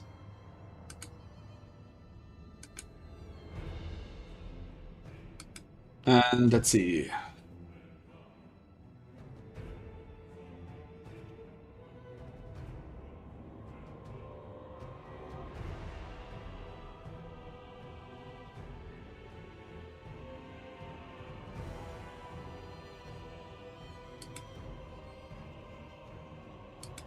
Okay, let's look at the brackets. Oh, we're already to semis. Perfect. Daniken against Berserk and Zeblon against Chosen. Ooh, that's difficult. Who do I want to watch? Let's ask Zeblon.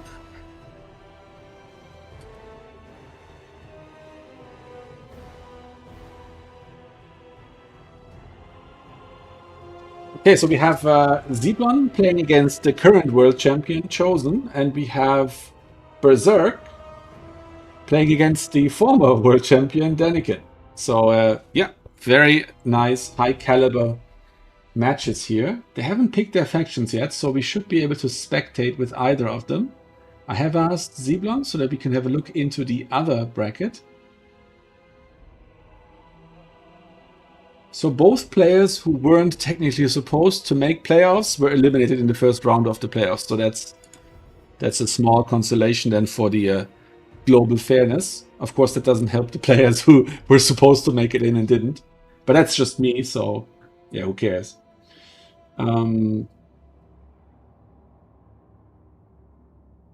Yeah, I think it's just me. I can absolutely live with that. I mean, I don't have to give myself a prize in the end.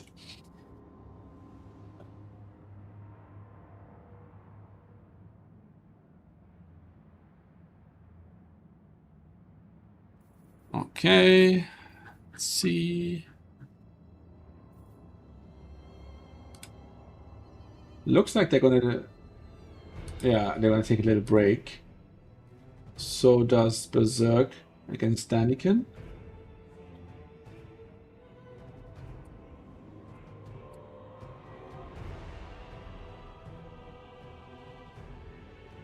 Oh, it looks like I slipped into the other division for some reason, but didn't make the cutoff.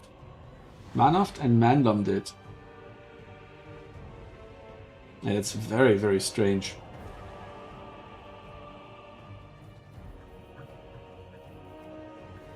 Okay, was Hobo Honkers playing in this tournament? Didn't see him. No, I don't think so. Oh yeah, he was. He was. Sorry, apologies. Okay.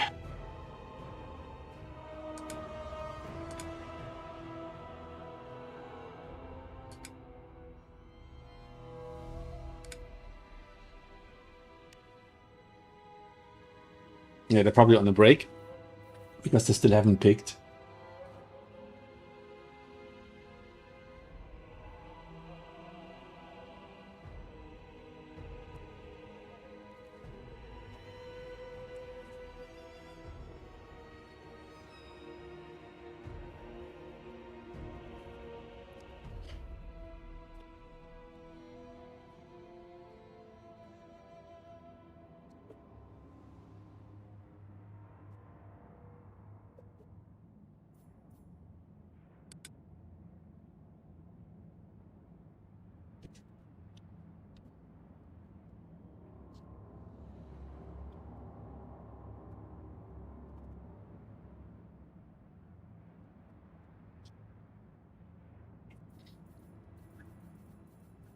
Okay.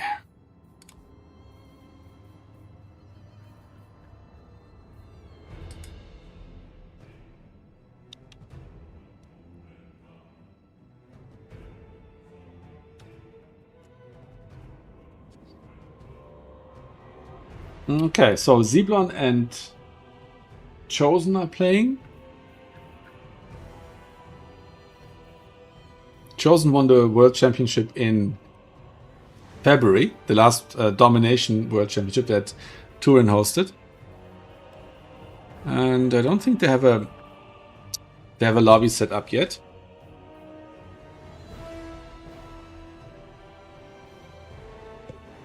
Okay, let's look around at the rest of our world.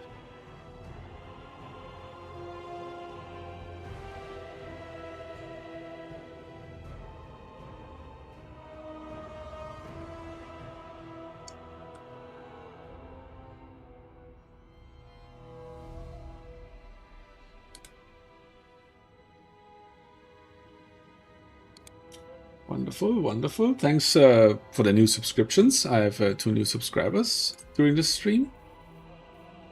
That's wonderful.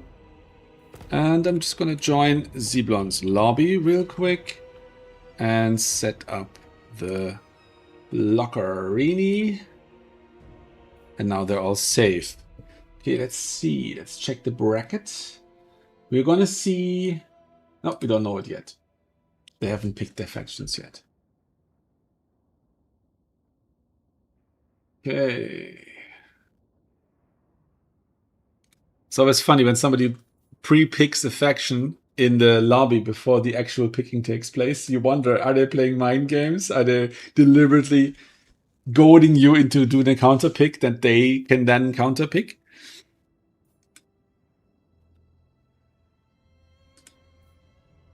All right. What is it going to be? Ooh, the suspense is killing me.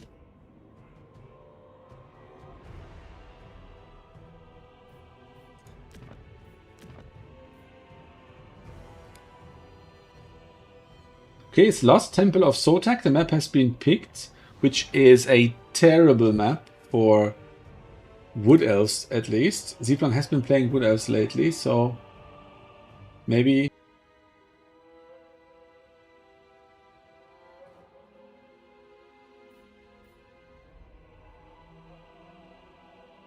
Okay, so I think we have 4 Slavs in the semifinals. I think they're all from, if not from, no, they're all from countries that use the Cyrillic alphabet, I think.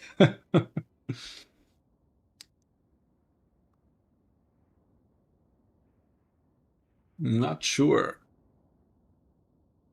Okay, so it's Tomb Kings against Norska.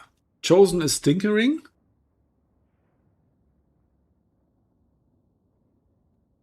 Definitely gonna have a good look at his build here. This he is crazy good.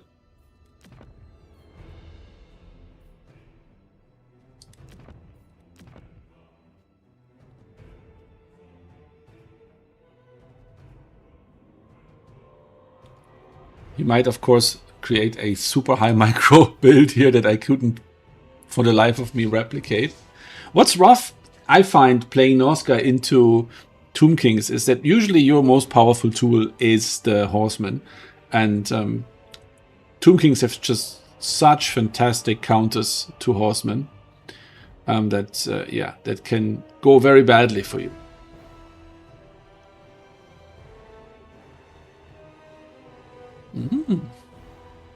That's an interesting tech.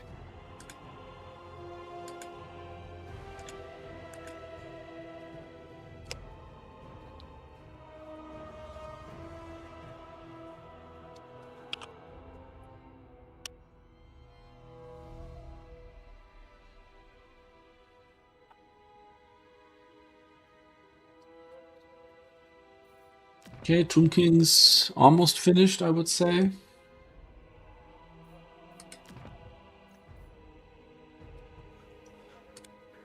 In the other bracket, we have Daniken against Berserk. Daniken playing High Elves and Berserk playing Norsca on Battle for Itza. I would favor Norsca in this matchup. They certainly have the tools. I mean, High Elves are an incredibly diverse faction. You can play High Elves in so many different ways. You might expect the wrong build as Norsca and then build something in the wrong direction completely. But I think Norsca has a good chance here of winning this. And they're skill-wise very even, I would have to say. Let me just check on the skill leaderboard. And so Daniken sits at 98% and Berserk sits at 95% raw skill, despite him playing with meme builds mostly. So yeah, they're pretty close. At the moment, the leaderboard is topped by Daniken, Anticity, and Caradoc, who all have 98%. Daniken must have something higher behind the decimal point because he's on first place at the moment.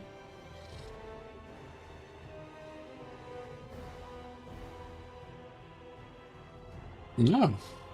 So there's a bunch of people in this tournament who have not been in tournaments recently. So there's some movement. That's wonderful. So I'm just going to add the additional supporters who joined since to the list.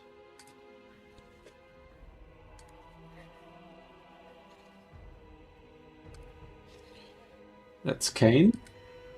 Thank you very much for your contribution.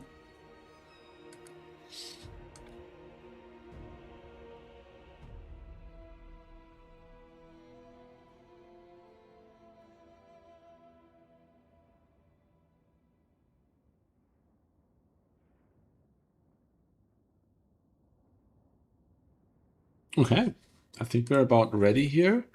Money is spent for Norsca. Money is almost spent for the Tomb Kings.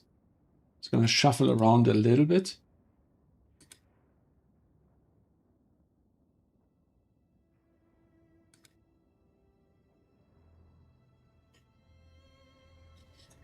We made it up to 28 players. And Anticity's tournament is in 2 hours from now. This one will certainly be over by then.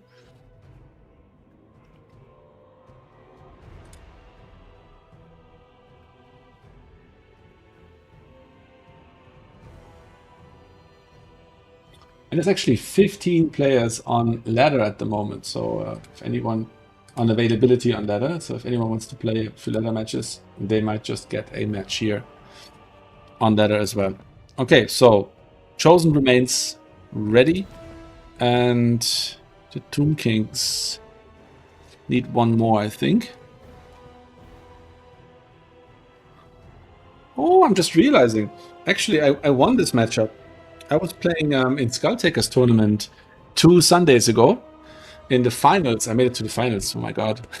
And I played against Zeblon in the finals. Norska against his Tomb Kings. It was so close, and I just barely scrapped to win there. So I was very happy, pleased with myself there.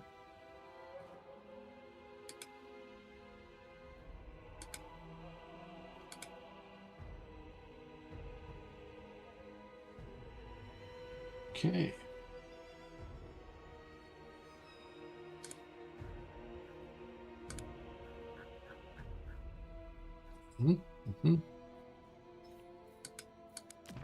Are they taking a break? Oh, they're starting to tinker again.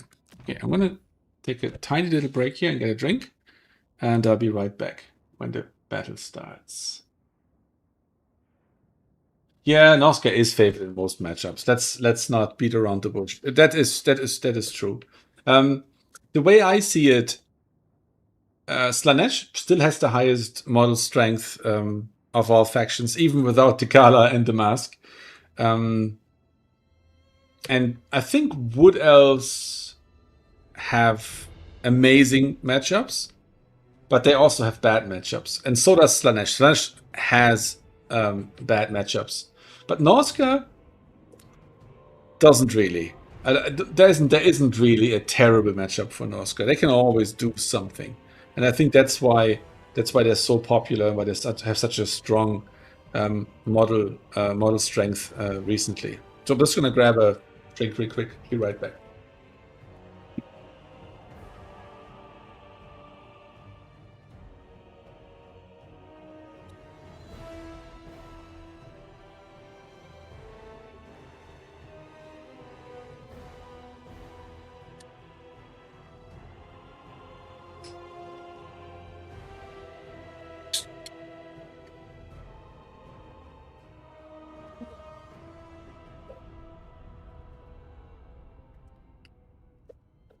All right, here we are.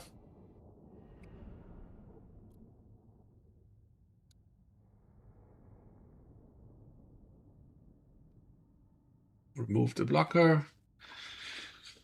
Okay. Oh, that build is actually not too different from the build that I've been using. I didn't use the Bale Fiend, I used the Shaman Sorcerer.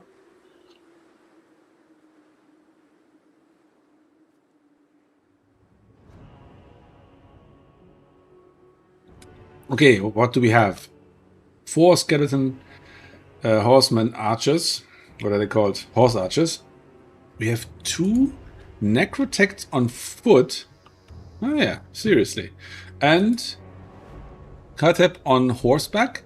We have a bunch of skeleton warriors, and we have a bunch of skeleton spears, and the chosen of the gods. Over here we have a frost dragon, 1 javelin, 1 ice wolf, 2 berserkers, and what is this? Marauder bearman.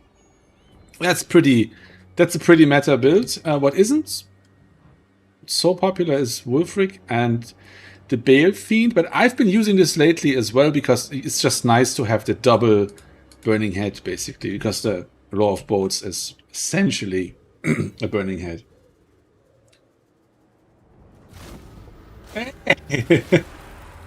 Hello, Von Karstein. Nice to see you on stream. Hope you'll enjoy this one. Yeah, Danikin is on fire these days. He's been practicing in his basement, and now he has emerged.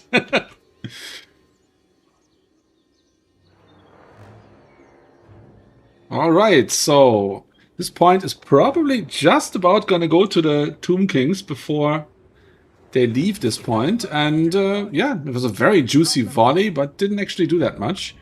Is he dodging with the dragon? No. Oh, he is. Okay. Flying in circles, wasting ammo. Okay, double cap for the Tomb Kings right off the bat, but this is not gonna be for long. And they're dancing around, probably to avoid the boats and burning heads. It's just a painful reality that you have to deal with You can dodge them, but yeah, don't count on it. You're like a player like Chosen knows when you're distracted elsewhere. So you just, I think you just have to take the precaution of not blobbing up, not deploying your units in a straight line, be staggered and checkerboarded, and just do it like that. What's this? Marauder Bearman being harassed by Kateb on horse. It's not going to accomplish much, but now the dragon goes into hunting mode. It's something that I like to do. I used to overcommit every single time with my flyers, but just to screen important, valuable characters, it actually works quite well. Okay, I think the horses might come swinging back around here to take this point back, because before long they're going to need another point. So there's no Lightcaster here, so there's no net to pin Wulfric down, and this damage I would predict is not going to matter. Wulfric is probably not going to die, because the Tomb Kings in this build just don't have the sniping tools to get him. Oh, that was a nice boat here on the spears.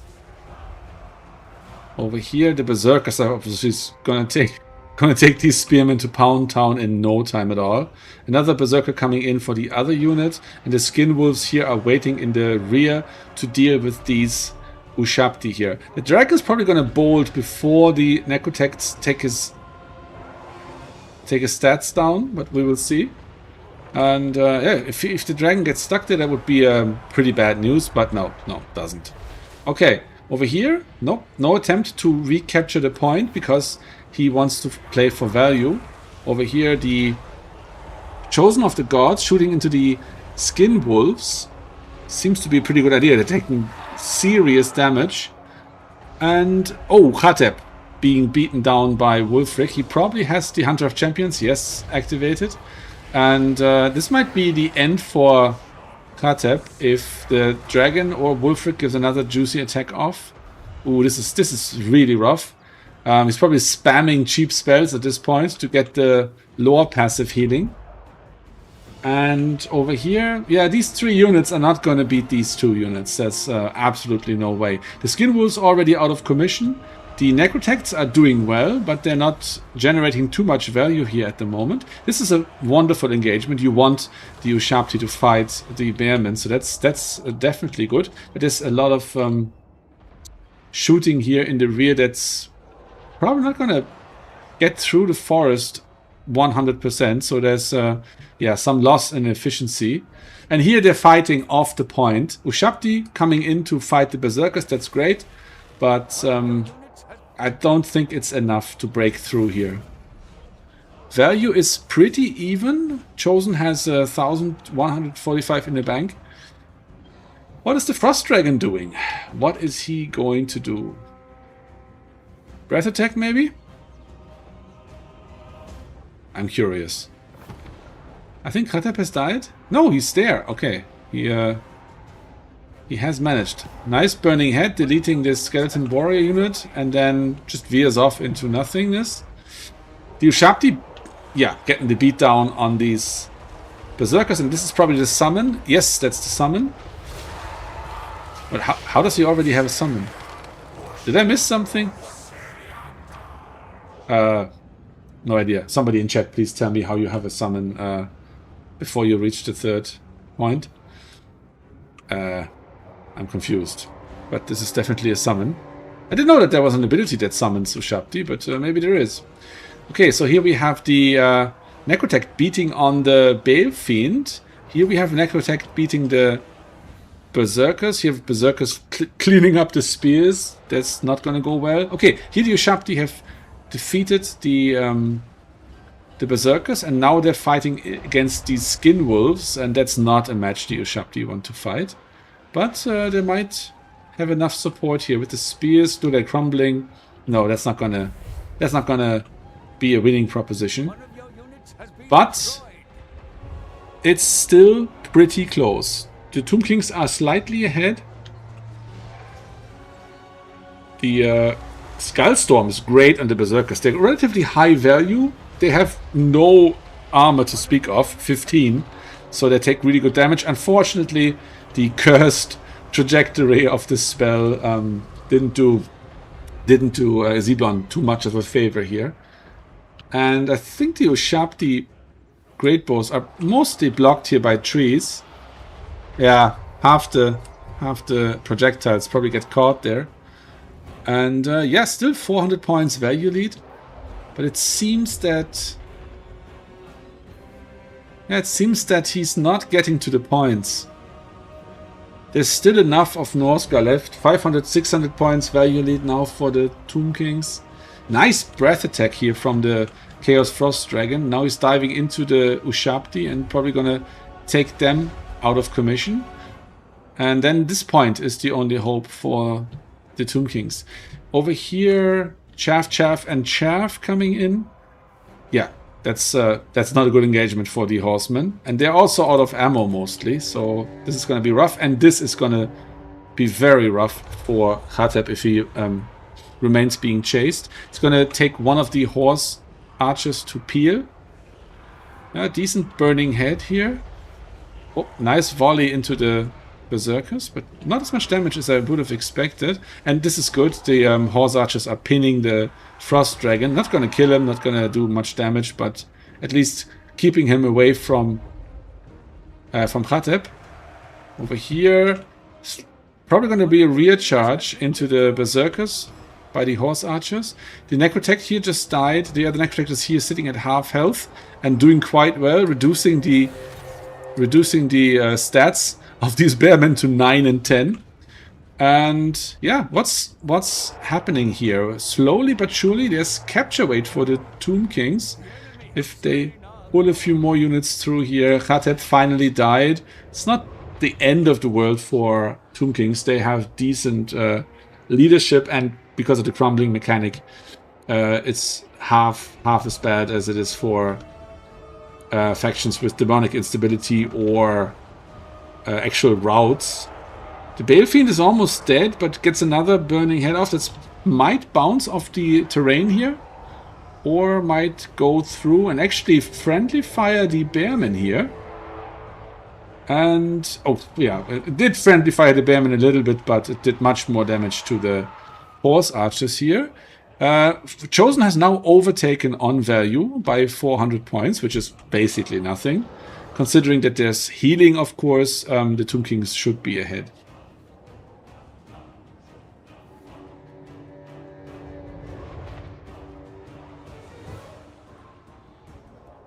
Okay, Wulfric is doing well. The Ushabti here are getting killed. The Necrotect here is being attacked by the Frost Dragon. Yep. Oh, now we have a catapult. That's an interesting point in time. But this point might get overwhelmed now by the Tomb Kings. This point here looks pretty scary. Like Marauder champions with great weapons. Wulfric and the dragon still in very good health. The Necrotect is not too bad. It's a nice barrage here by the catapult, taking out some of the Marauder Berserkers. Yeah, the Ushabti are doing well here. They're happy enough. These guys are all rolling in there. But I feel if they roll in here to take this point, Norsca could just swing around and take this other point here on the side. I'm not sure. The Skin Wolves, not the armored variant. 1,000. Yeah, so if he captures this point very quickly, he can win on a double cap, but it's very close. So if, yeah, no, that was probably the game-deciding burning head there, making it impossible for the Tomb Kings to capture this point. And looks like this is the end of the road for the Tomb Kings. Would be my guess now. 700 value lead, still not too much. These units are not worth a whole pile, but yeah, still no Lord for the Tomb Kings, no magic for the Tomb Kings, and the Ushabti are piling in here. But they're anti-infantry and there's no infantry here. What's this? Yeah, some Berserkers. They would be decent against that, so 11 to 600 is already a triple cap. But, I mean, there might be a triple cap. Ooh! Did I call this one too soon? I'm honestly not sure, but with the Frost Dragon and Wulfric still in such good health, I think this is impossible for the Tomb Kings to win. Here the dogs are chasing the horse archers. The Balefin is actually chased off. Chosen of the God at this point in the battle. That's an interesting decision. Yeah, great unit, but I don't think they have enough time left to generate their value. The Skinwolves are going to take out these horsemen. These horsemen are going to be killed. And they might just get this point and then immediately lose it again, is my prediction. They just don't have the manpower here to keep this. Wulfric is barely taking damage. The Ushabti are diminished and in critical binding. The dragon is probably going to take them out now. One of the two Ushabti units. More fresh bearmen coming in. Yeah, we're firmly in triple cap territory, and I think these spearmen might even wander off the point before it's capped. Which, if it makes a difference, of course, is the right call, but also means that it's not going to happen here. More spearmen, going to be too late. Ushabti stopped just short of the point. They could have added there. Ah, he got the move order. So now this one model here still sticking onto the point is landing the capture weight.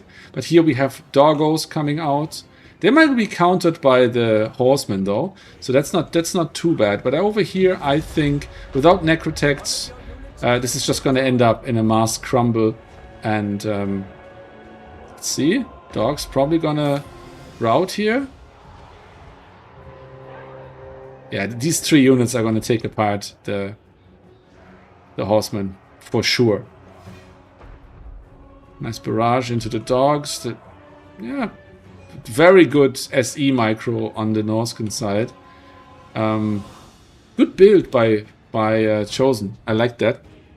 Now we have a double cap for the Tomb Kings, but it's only 100 tickets left, which means it's just under 2 minutes for Zeblon to take a third point here, and he can't even keep his second point, and he is also threatened on his first point. So yeah, this is certainly going to go the way I predicted earlier. But Norska does have this in the bag, and that's GG to our wonderful supporter Zeblon.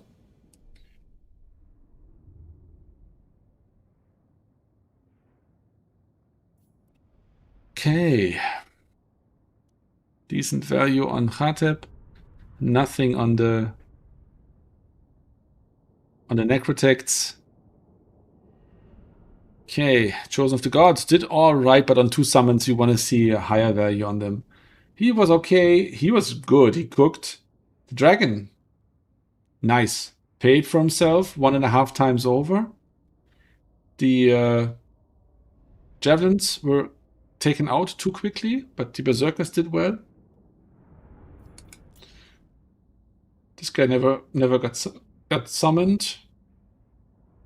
Didn't get summoned. These guys weren't probably there long enough. Yeah, there's nothing that really outperformed here, but it was just a good overall composition and just solidly walked all over the Tomb Kings. The Ushabti were good, but we needed more of those. And yeah, GG. I'm gonna head back to the lobby, and that means we're now in the finals between Berserk and Chosen.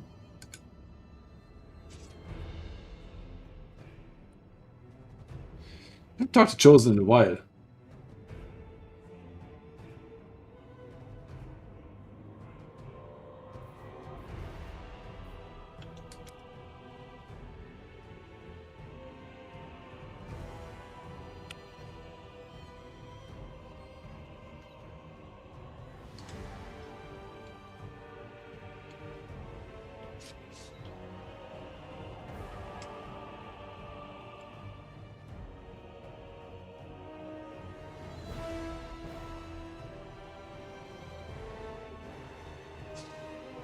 Okay.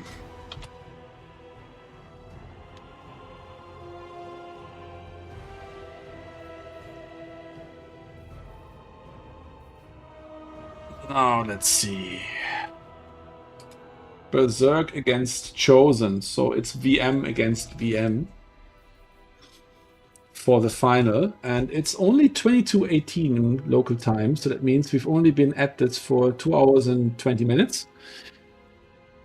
So yeah, it's going to be less than 3 hours, although Berserk and Chosen are both players that tend to build and tinker with their builds for quite long before they play their match, so it might be a little longer. Okay, we're playing on Norscan Rise. They've already picked their map.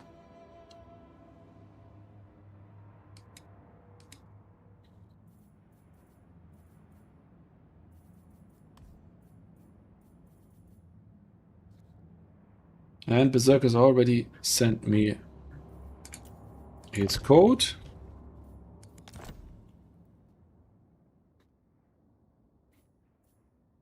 Nice. I hope I didn't have to block her on the whole battle. No, I didn't. But now I have. Okay, so what are they playing? What are they playing? Ah, they haven't picked yet. They just have picked the map.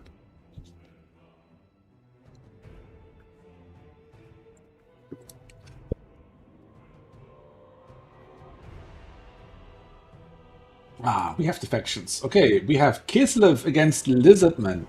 Berserk on Kislev and Chosen on Lizardman on Norscan Rise. On Norscan Rise, I would be surprised not to see Grom. But, well, with Berserk, you never know. He could bring the craziest build and still win.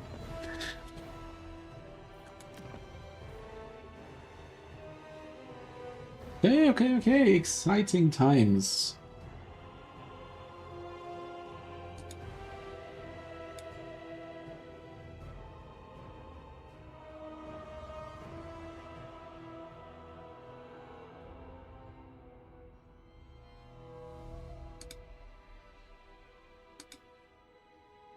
We've made it all the way to the finals of this qualifier tournament.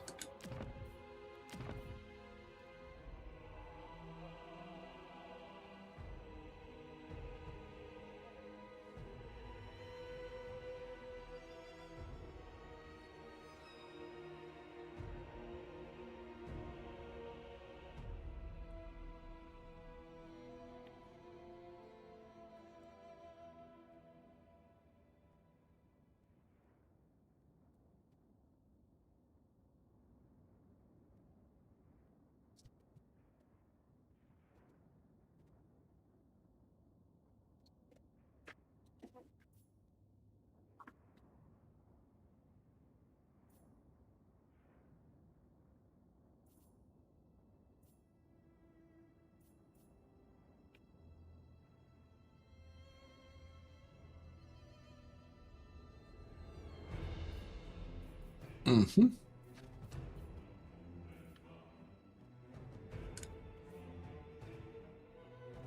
I've seen some really good Kislev builds, Kislev tactics on the World Championship recently, on the Conquest side of the community. So I'm curious to see what Berserk is bringing here today.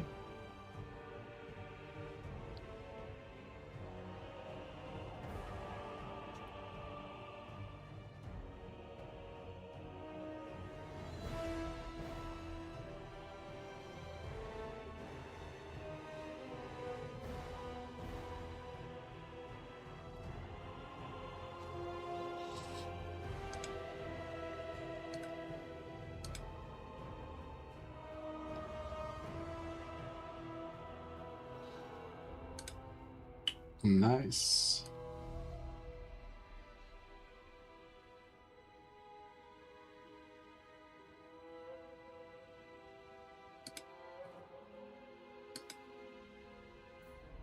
It's hard not to comment on the builds, but you shouldn't, of course.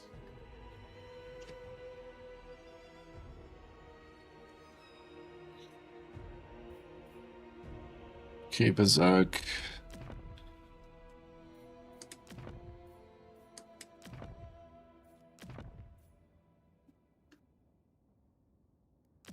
Yeah, with his usual off-meta builds, that's It's so fun to see.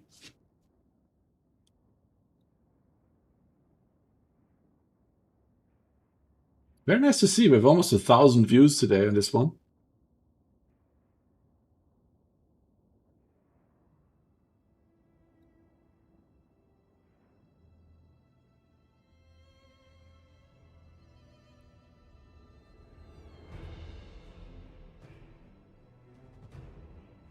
I'm not sure what that means because there aren't 1,000 people here, but yeah. I assume higher numbers are better.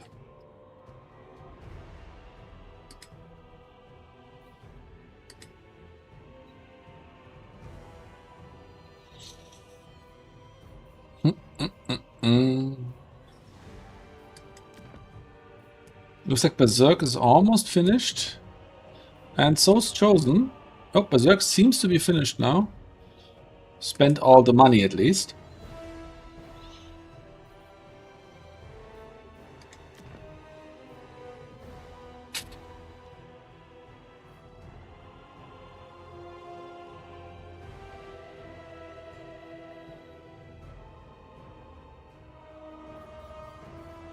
Okay, Berserk has just readied up.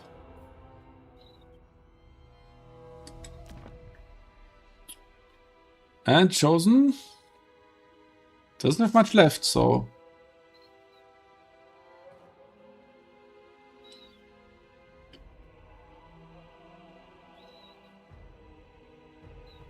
Very cool builds on both sides.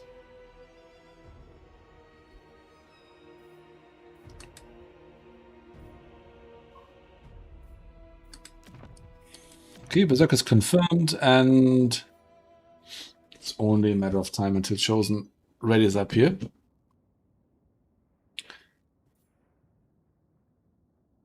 Okay, yes, we are loading in. 3, 2, 1, and there goes the blocker.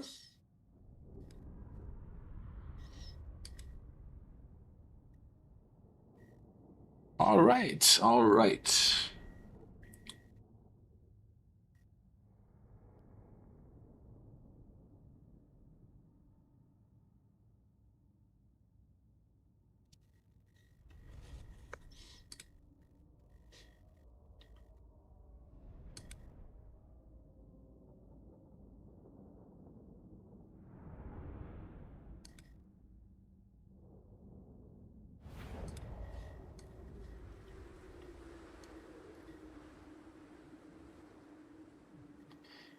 Okay, we're loading in.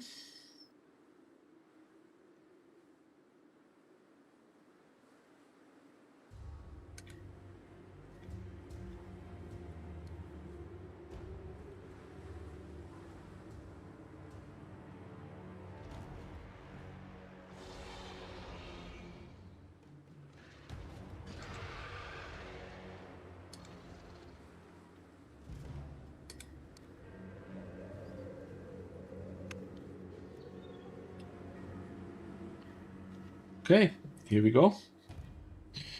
We have the Kislevites. 1 sled, 2 horse archers, are they called? Yes. We have Boris on the bear, and is it a bear? It's the horse. No, it's horses. And Ulrika. No, hang on. It is the horse. And we have Ulrika with Pendulum and Melkots and Withering. We have the Frostworm with 2 Kislevite warriors, 1 dervish, and that's it.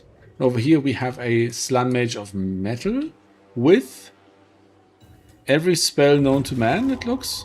And, okay, Gehenna's Glittering Robe, Searing Dome, almost all the spells there are. Okay, we have Salamander, Ancient Salamander, yes. We have some Temple Guard, some Skinks, some Saurus, and the rest, Red Crested Skinks are more Saurus, and the Skink cohort with Javelins, and 4 Skink Skirmishers over here on the flank. They're going to be duking it out with the Horse Archers, and there's a thing in the woods coming in the forest, in the woods, as its name would suggest, and let's see. Usually these salamanders are quite good at damaging the sleds, but against a player like Berserker, I wouldn't be too sure that they don't dodge. Sleds are great against skinks, so if they're gonna slam into them here, they're gonna do serious damage. But the Saurus might be here in time to peel. No. No, they actually got one of the sleds stuck. And yeah, the damage isn't too high here. Okay, we get some feral cold ones coming in. We have the Kosovoite dervishes sitting over here. I think the cohorts are going to prevent the capture. And here, who is going to win this? Minimal damage from the skirmishers.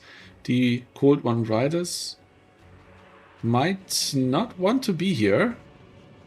And this is two high mobility builds. So obviously Kislev being the more mobile one. And it looks like they want to make a stand up here on the high ground, because one Kislevite warrior is moving over there, one is staying here, and the Kosovite dervishes here are running away from the overwhelming forces on this far flank. Okay, some of the skirmishers got caught by all of this mobility here, and they're probably going to bowling pin into the next one. So you might want to try and peel for this. Saurus spears are a good answer to most of this, because they they don't have shields, but they have decent armor, and horse archers don't have great armor piercing attacks. Okay, so the little men hold this point. They're just about to capture this point, which has not previously been held by Kislev. And now the question is, how does Kislev deal with Temple Guard? Because so far they have nothing out that is good against Temple Guard. Okay, Boris is popping his tiny little shard blade, or whatever it's called, the little miniature version of Final Transformation. And we're going to see a Melkarts from Ulrika, the Pendulum, and decent damage on the Saurus spears. Things in the woods, not a perfect engagement for them. Nice precursor ammo here from the Chameleon Stalkers, which are now going to get rear charged by the Horse Archers. And might just rout from that. Their leadership is a bit fragile when they get rear charged like that. Mass rout here by the Saurus, I assume. Oh, yeah, they are routing. And now that's all going to negatively impact these Chameleon Stalkers. They're also going to rout. And then the Kislev mobility can slam into these skirmishers here, which are so close to the edge of the map that they're going to rout off very quickly. 1000 points lead for Berserk here. This looks pretty bad for the Lizardmen, but there was no time for Kislev to chase off the Chameleon Stalkers, so they're already back.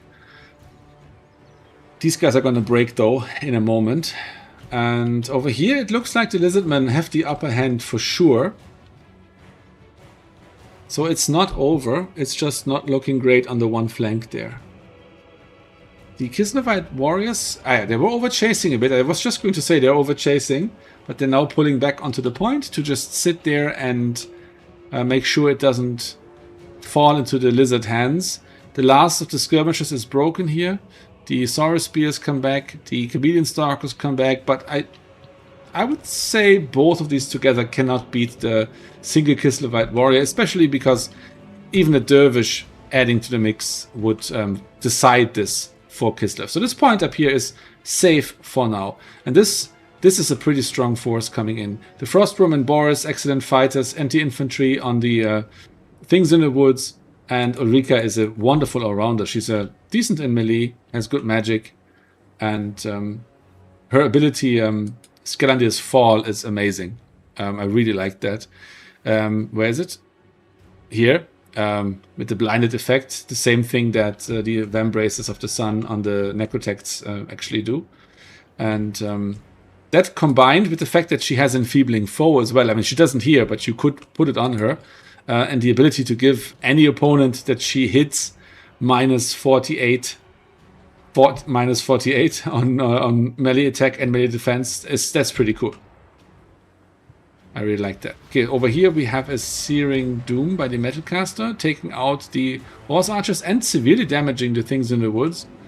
So that the skin cohort here might actually survive that, but the frostworm is probably gonna at least terror route them. Over here, these chameleon stalkers are biding their time, probably waiting for one of these two units to leave. A winged lancer, of course, would beat them here. And this point is just stabilized by the lizards, actually. Okay, we have some skirmishes coming in. Probably nothing else available at the moment. And we're going to see the Saurus warriors chasing. But yeah, no Berserk saw this in time, so he managed to get away. And another Shard Blade from Boris, affecting the... yeah, I'm not going to say that. The Cold One Spear Riders RR, which are now going to break, I think. Sitting at 6 leadership, they might pull through. No, I think the Frostworm coming in might send them over the edge. Oh, wrong again. Okay. I would just shut up about them. They are amazing and they will never rout. Okay, yeah. As I predicted, the Winged Lancers left, and now they can pounce here and try to take out these Kislev warriors together. Cold One Spear Riders coming in, trying to counter the mobility. And yeah, they can probably take out all of this mobility if they get the chance. It's now looking better for Chosen again. Over here, yeah, he's too busy with other stuff. Otherwise, he would have already recharged the Kislev warriors. But he has a double cap. He doesn't need this point up here. The Red-Crested Skink, our Horde of Sotek, taking some ranged fire. But you see here, this is a desperation move. YOLOing your Horse Archers into this RR Spear Riders. Their health is tanking brutally. Like a nice Pit of Shades would have been good here, but he doesn't have that spell. But even the Pendulum would probably peel there quite nicely. And yeah, Ulrika is almost dead. Here's Grom. Okay, like I said on this map, it's mandatory. Okay, now here we have it. The Spears and the Chameleon Stalkers together. Sandwiching the Kislev warriors. This might go the Lizard's way against what I said earlier.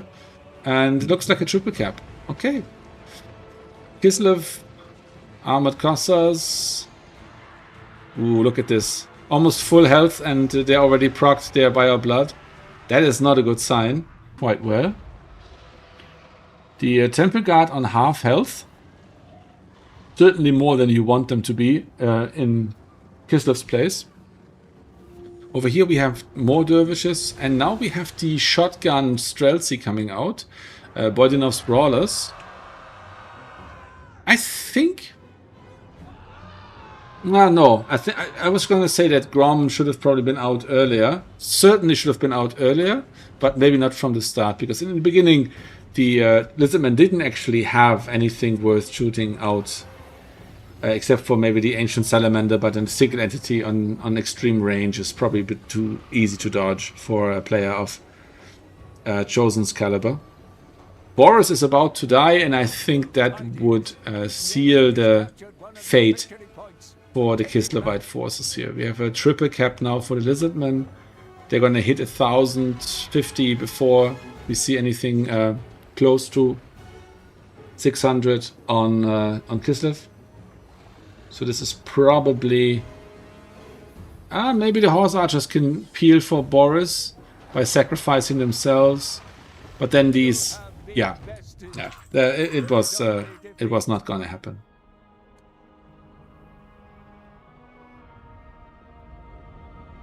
It was not going to happen.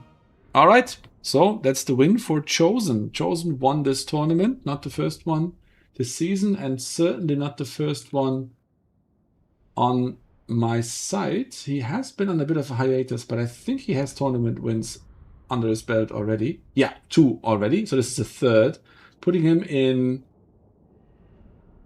6th place, I think, on the leaderboard.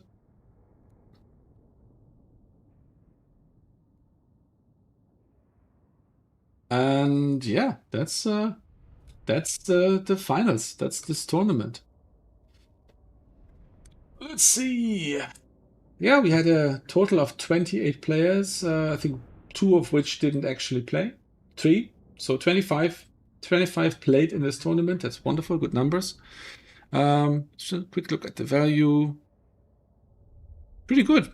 Pretty good value on all of the pivotal pieces. Everything that, except for the characters, paid for themselves. The Metalcaster probably wasn't the right lore here.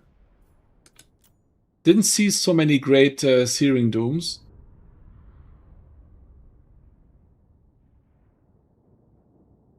But yeah, he won, so who cares?